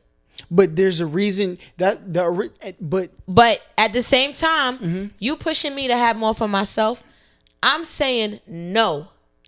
Because I only want this. Exactly. And I want a piece of this. But at the same time, you but this what I built. I put you into it, but I built this. But listen, the difference is you have to understand, and that's people. Why not get your own? Listen, that's what people being egocentric gets people. They think everybody, and we go back to the Bible that we was talking about earlier. The way you do things ain't the way everybody else want to do things. My mom don't want to be a content creator, but what my mom will do is when I get big enough to replace her salary, she'll go through and type all the descriptions for me for a certain percentage of the company. She'll do that. It's not her dream to do what I did. It's not and I realized that because I was working with my friends, and I realized my dream ain't their dream. But if you can participate in my dream to boost it up, I'm going to give you your just due. And if that's enough for you to live on, then go live. And that's what Rory and Mal was trying to tell him. We don't want to have the Rory and Mal network. We just want to chill with our homie. We're boosting you up. Just pay us what we're owed because you came to us. You can't say that when you turn around and then make your own podcast. Well, not, but see, you put them in that position though. You put them in. Put themselves in. He never sent them packing. But listen, they decided to go. I felt like you're disrespected. I felt like what are you supposed to do? Even when they took time off and then came back and did that one episode together, I still felt like they didn't give it enough time and they didn't give it a clear sound and mind and conversation between them amongst men behind the scenes to really give it. Once you figure out, and it's that thing where you feel like. But how much can we say what we're saying is even really accurate. Yeah, that's what I'm because saying. we don't know what the true parameters of what that contract was. Yeah. We just know kind of what they allude to. I know two things to be true, though. I know Joe will do things for content. He will smear what actually is the truth for sake of content. We know that to be fact way before that happened because we watch you do it on all the episodes, right? So if I'm going to take a side, I feel like we're watching a different Joe now because of the Joe that he gave us in the beginning of it. Mm-hmm. I feel like the money. I feel like in the beginning he wasn't worried about that. He was really just being Joe. But see, that's what happens when you get worried about money. But when you're a dick in real life and you're an asshole in real life, you have to tailor that in packaging. Yeah. Because you can't just come out and be straight a dick and expect people to tune in every week. So it's like, I feel like in the beginning he was very raw and uncut, and he did things to get buzz and to. So he stopped being who he. But now he has to be a tailored version of himself because he has to be politically correct. Yep. So some people won't get mad. So, you know, he doesn't make the blogs. But I think he's okay when he makes the blogs because he's like, fuck it, brings more people to my show. I think he's got to a point where, like, whatever I make the blogs for now, I don't even give a fuck. Because but I still try to be politically correct in what I do. But you also had to have this stain with people that you grew up with. But they had to go through the mud. People were talking about how he was fucking his dog, all kind of shit. Like, we're besides all the extra abuse, other stuff. If you could have got to the same point. It may have been 2 years later. It may have been 5 years later. And you could have kept all your friendships. But you were too focused on leaping forward so fast that you had to break apart your... That is when you say the difference between me and Joe is the difference. If this journey take 20 years for us to get to the point where we could travel the world with all my homies and I don't have to put enough pressure on them for them to be what I want, but they... give enough to this platform to where I can still see the road leading there. That's the road I'm going on. I'm not breaking up my friendships and you for know money. What I hate too? I feel like that to get to that type of mentality sometimes you got to be honest with yourself. And it's the experiences you go through. Exactly. Because I can see all what you're saying, but I feel like my experiences has shaped me to be like the other way. Yeah, kind of like I built this. If I'm even though I brought you in, my thing is, again, I don't necessarily his way of going about it. I don't necessarily agree with, but I do have a love for Joe at the end of the day. Yeah, I don't agree with everything he does. I just want to be clear on that point. But for me, I create a business, the Feats and Treats Network. Yeah. From off rip, when I bring you in, I'm going to say, I'm going to do X, Y, and Z for you. And this is what we're doing, X, Y, and Z. This is mine. Because I feel like at the end of the day, unless we were sitting at the creators table together, you will never have... You can have passion, but I feel like you won't have certain things that I have when it comes to the passion because I sat at the table. I sat down with the paper and thought of the names. I sat down and thought of the concepts. I sat down and thought of this. And all I did was ask you to be a part and enhance what I have planned out. Listen, what separates our culture, not even our culture, the people like Joe Biden. But at that same point, I still want you to take what I did and do that thing and create your own. But no, so not only are you a part of mine, you done created something else too. But here's the thing: you asked me to take the rest of and make this a priority. Your 30 hours a week, you could have been doing whatever you was doing before me. I'm asking you to now take 30 hours. But I don't want that much. Everybody doesn't want that much. I just want the bit that I'm gonna get here. If I can get 5% here, I'm willing to do whatever work for this 5%. I don't want. And the difference between I don't think what they were asking for boiled down to just that. I mean, I didn't. And I don't think that's how they positioned it either. Because if they did. I mean, because I don't think he would have been so against it. But if he was, let me get back to the point I was about to make. The difference between Joe Budden and Jeff Bezos, right, is because Joe Budden he said, "This is my product. I want to be the biggest receiver of what the fruits of this labor gets. So yeah, I was willing to give you 20% as long as the fruits of your the full labor kept you under this amount, right? Because that he even said that in the podcast. He was like, I was comfortable giving them percentages, but not that big of a percentage. The difference between the Joe Budden podcast and a company like Amazon is because Jeff Bezos said, look, I got 18%. I own 18% of the company. The rest is for the people. Whatever driver, whichever CEO, whichever factory manager comes, it don't matter if this. But you got to think too. Joe doesn't have the equity and scale of Amazon but either. See, Amazon wasn't always there. But if you keep stripping away people to get to the top, you're gonna find out there's a ceiling. You have to go with the people that you started with. Not necessarily, but you have to. You can't be so addicted to getting the whole pie because it's yours. I feel both sides of their argument, given what their specific circumstances were in their argument. They felt like, because. You think Joe wasn't making enough money to survive? I have, before the Rory and Mal fallout, I have spoken with Mal. I'm an avid watcher. So when I tell you I'm in the Discord, I post them religiously. Yeah. Before the Rory and Mal fallout, I could send Mal a direct message and he would answer. Yeah. Like, I would comment on his stuff, he would reply. He left money bags under your picture? No, I didn't get the money bags. Yeah. I wasn't that lit. I didn't get the money bags, but if I wrote to him, he would respond. Yeah. I got at least that good. So when the shit started happening, I thought this shit was like a fucking joke. Yeah. I said, this shit's got to be a fucking joke. Like, there's no way the band is breaking up. And I wrote him like, is this like for real? Like, and he was like, you know what? To be honest, like, I don't even really know what's going on. You just gonna have to wait and see. Yeah. And that was when they had already kind of stopped doing shows. Yeah. But then maybe a week after I asked them that, they came back and did that one episode, and then shit, that was it. I feel like they should have never did that. I feel like that killed them. Yeah. Because they hadn't figured everything out and they didn't know how to be on that episode.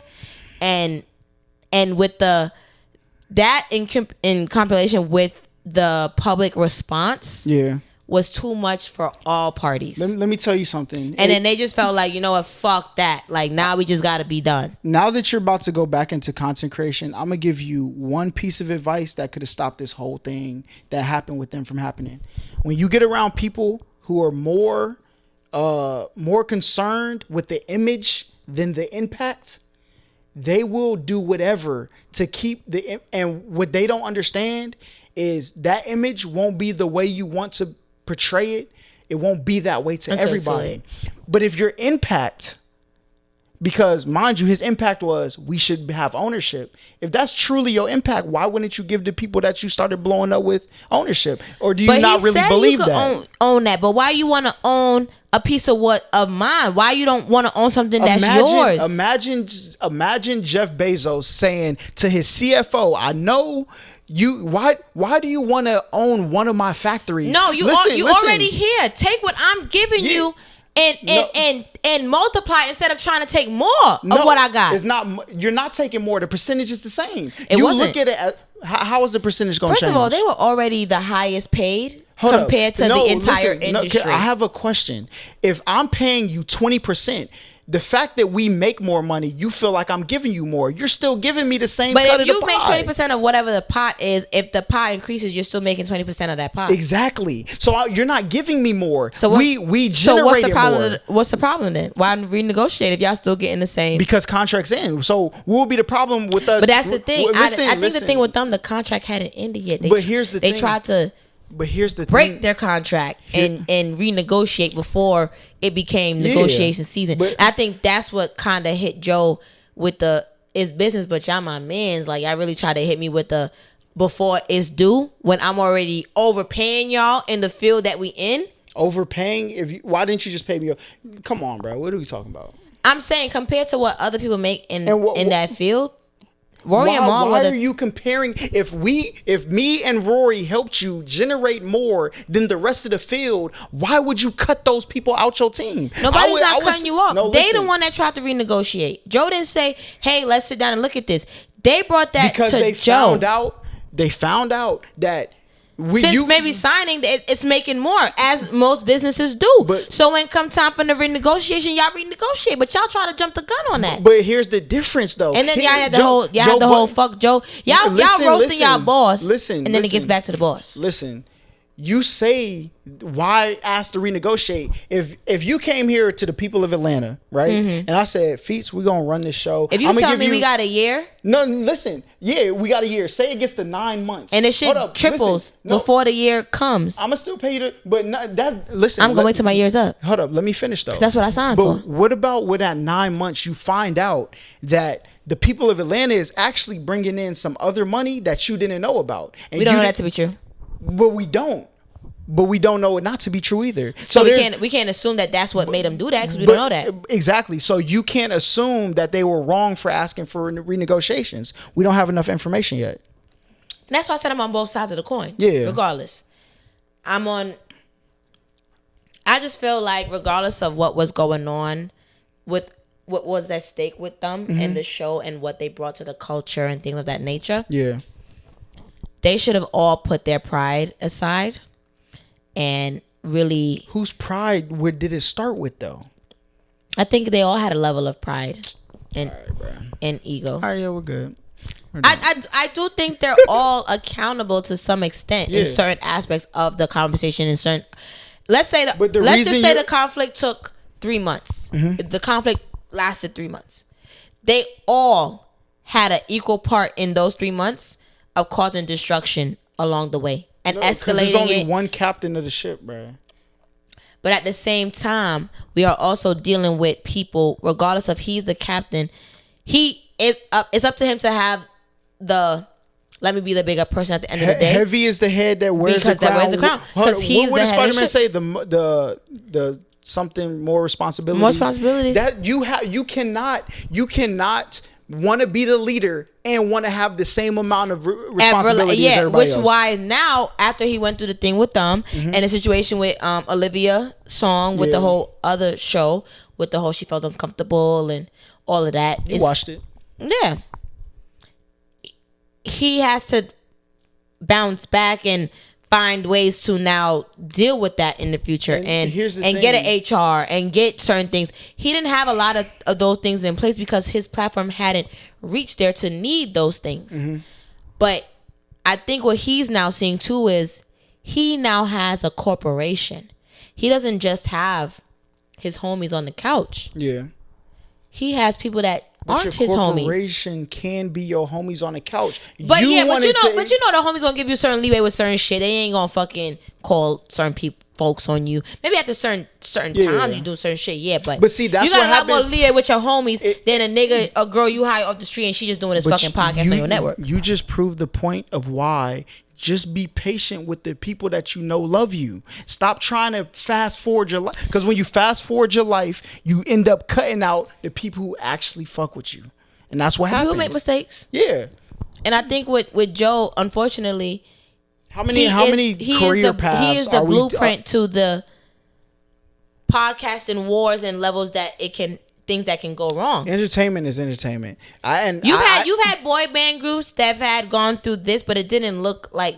If that was the case, then Joe could have learned from everything that happened in the music industry and brought it into podcasting. He should have. Clearly, it's not so black and white, and it's not so transparent, and it's not so concurrent against each other that he couldn't just incorporate what happened in the music to what happens in podcasting. Clearly, it's not exactly the same, or else he's very experienced in the music business. He could have took them same. That stays consistent through, and that's what people have to realize. The one thing that stays consistent, at least from my perspective of Joe's career, is the character. The character that either who you truly are, whether you say it's who you truly are or it's who you're pretending to be. I think what he gives us is what he is. Okay, so if this is who you are, then I'm not giving you leeway when if you know somebody is gonna cheat on you when you get with them. That's why I hate women who say, oh men cheat. Well, if you think that, why do you get with any of them? Yeah. Because you don't actually think that. So actually take the work to find so if this is actually who you are, I'm not going to have no sympathy when you don't make an effort to change yourself, and you go into the next career, same thing happens. Next career, same thing happens. Next career, same. I have no sympathy. There's no sympathy there. And you're the reason that it's going this way, because that's who you are. Just accept that. Stand on who you are and say these consequences are because of who I am. That's it. I will say that I don't think he sometimes takes the accountability that he needs to take and just, exactly, this is because of me. He tries to couple like other people's factors and himself woe within is me, it, the world's happening instead of to just me. it being himself at times. But I feel like Joe's one of those people who is like, and with some people even in my own life, not just Joe, they don't have not everyone has the best character traits. Mm-hmm. But some people, you don't notice that until later. Yeah. But you've already grown to love them. Mm-hmm. So you learn how to navigate them in that trait you don't necessarily like. That is a fundamental misconception of what love is. Because if you grew to love them, you grew to love an image of them. Once you find out who they are, then that's different. Now, the person I fell in isn't you. And it's okay for me to let you go. But there's different sides of people. I can still be the same loving person I was with you, mm-hmm. but then still have a hatred or an assholeness. No, you just didn't know them yet. That's it. You didn't know that part of them. Yeah. But that part I shown you can still very much be real. I guess. Yeah. Everyone isn't loving 24/7. Everyone can be an asshole, but there's levels to being an asshole. Mm-hmm. Some is irreparable, some is okay, some is bearable. Everyone has a rudeness. Everyone has an annoyance level. Everyone has a bad trait level. Yeah, but if those levels are high, mm-hmm. some people choose to deal with that because they've already seen so much highs of the other sides mm-hmm. of you. Or some people say, you know what? This is me I'm getting your asshole level 10 out the gate. I don't give a fuck about your loving level 8 or level fucking 9 that you've got, because I've already seen the asshole level 10. So fuck you and fuck that. Yeah. Where some people might get the loving side of you on level 10 and they haven't seen the asshole side yet.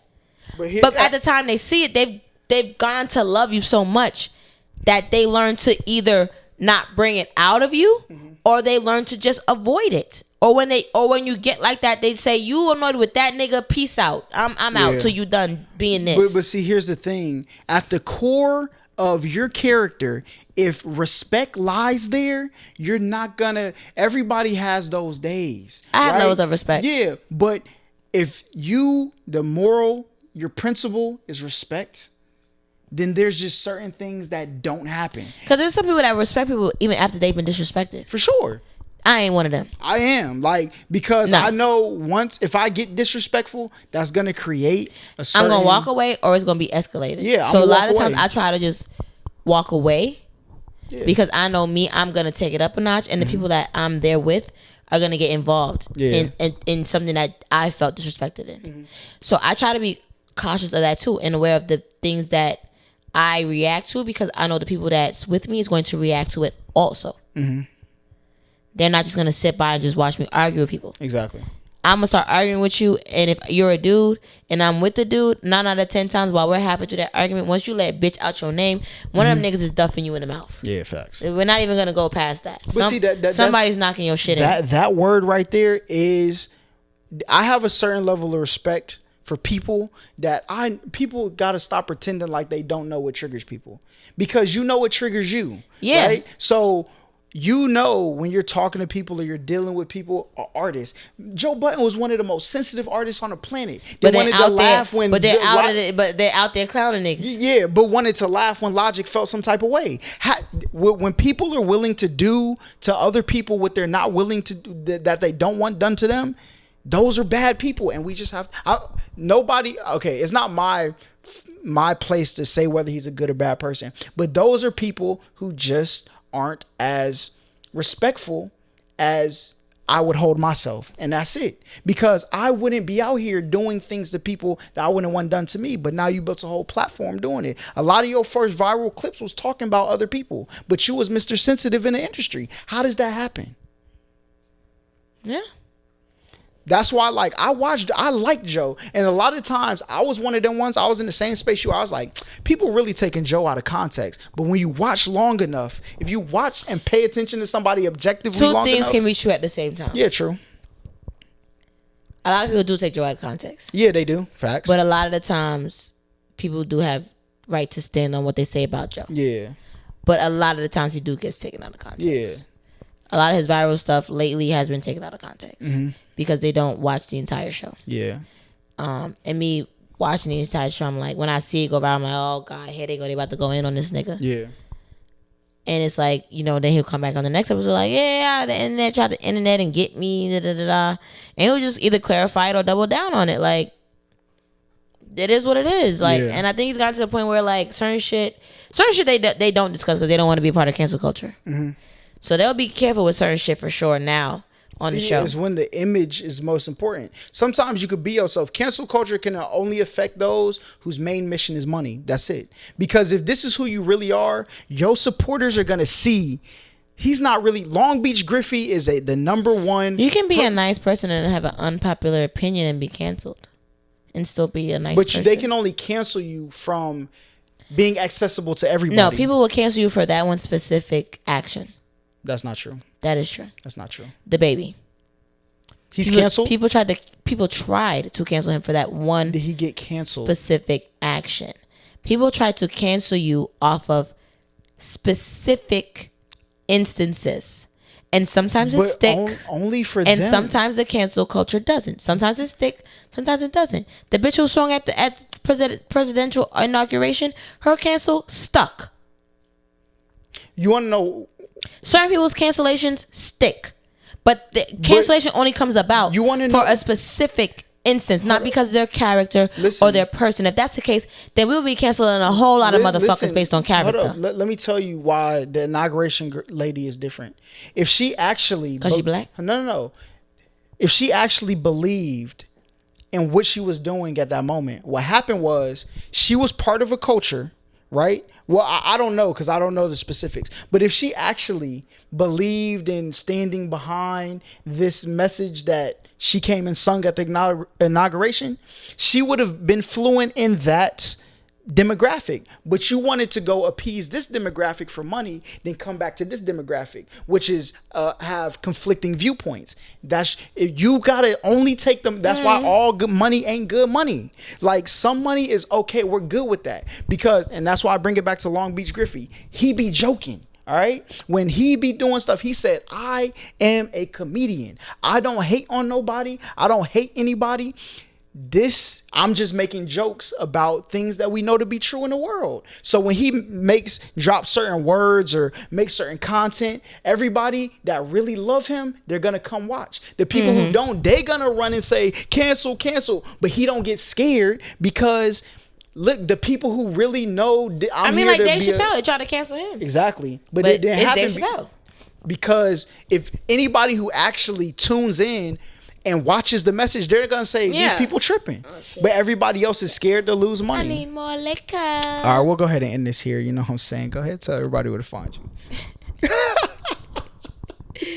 All right, y'all. It's your girl Feats. I want to say I'm coming back like cook crack, like fofos on the Cadillac. Yes, sir. You know, I'm gonna do the damn thing. I'm gonna do what I need to do. You're gonna see me on the screens on your TV screen soon or whatever. Wherever they find all the cool cats at, you're going to find me there soon. But nah, I'm really just a straight shooter, big shit talker, know how to back it up. What they say, I know how to talk that shit because I could back it. Yeah. Something like that. Yeah, some shit like that. Yeah. Outside of that, all my niggas from New York, can I get a yer in the comments? Let me get a yer. But we about to slide. But like I said, I'm gonna make my bounce back, my debut. I got a couple little shows in the works, a little thang, shang. But until then, you can find me on Instagram, YouTube, TikTok, everything Feats and Treatz. Feats and Treatz is both with the Z, not the S. So FEETZ, the letter N, TREATZ.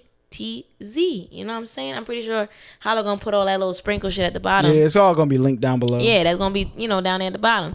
that's gonna make it easier. But other than that, stay tuned. You could check my page out in the meantime. I got some nice little cute pics or whatever I be doing. I'm real funny on the Instagram, so you can follow that if you want some nice little jokes, little kiki, haha. Stay out the DMs though. Now y'all can slide in the DMs, just don't get chewed up. It's a cold world in the DMs out there. If y'all want to laugh, hee ha, I like you, I like your style, whatever. I'm down for that. But once you start doing certain shit, I'm gonna chew your ass up. Just know that.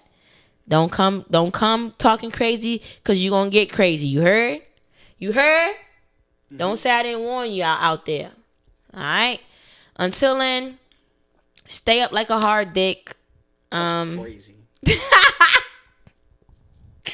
Y'all be easy out there. Life is short. Fuck it. Live it. Live life. Make your money. Fuck these bitches. Get these niggas. It's a cold world. But try to be nice to each other though. Listen, y'all like, comment, subscribe, follow her down below. Listen. We definitely gotta get you on the episode with like some other people in here too. I want to do like more group episodes. Yeah, cause you know me, I cut up for real. Yeah, for sure. We got a little intellectual. Yeah. But I cut up. Facts, for sure. This was just a little preview. Yeah. So I gotta spin the block. Listen, y'all make sure y'all like, comment, subscribe. This podcast will be on Spotify, Stitcher, Apple Podcasts, all that great stuff. Spotify, you know what I'm saying? Y'all gave Joe Button a check. Give me one. I'm gonna see y'all a little bit later. Peace.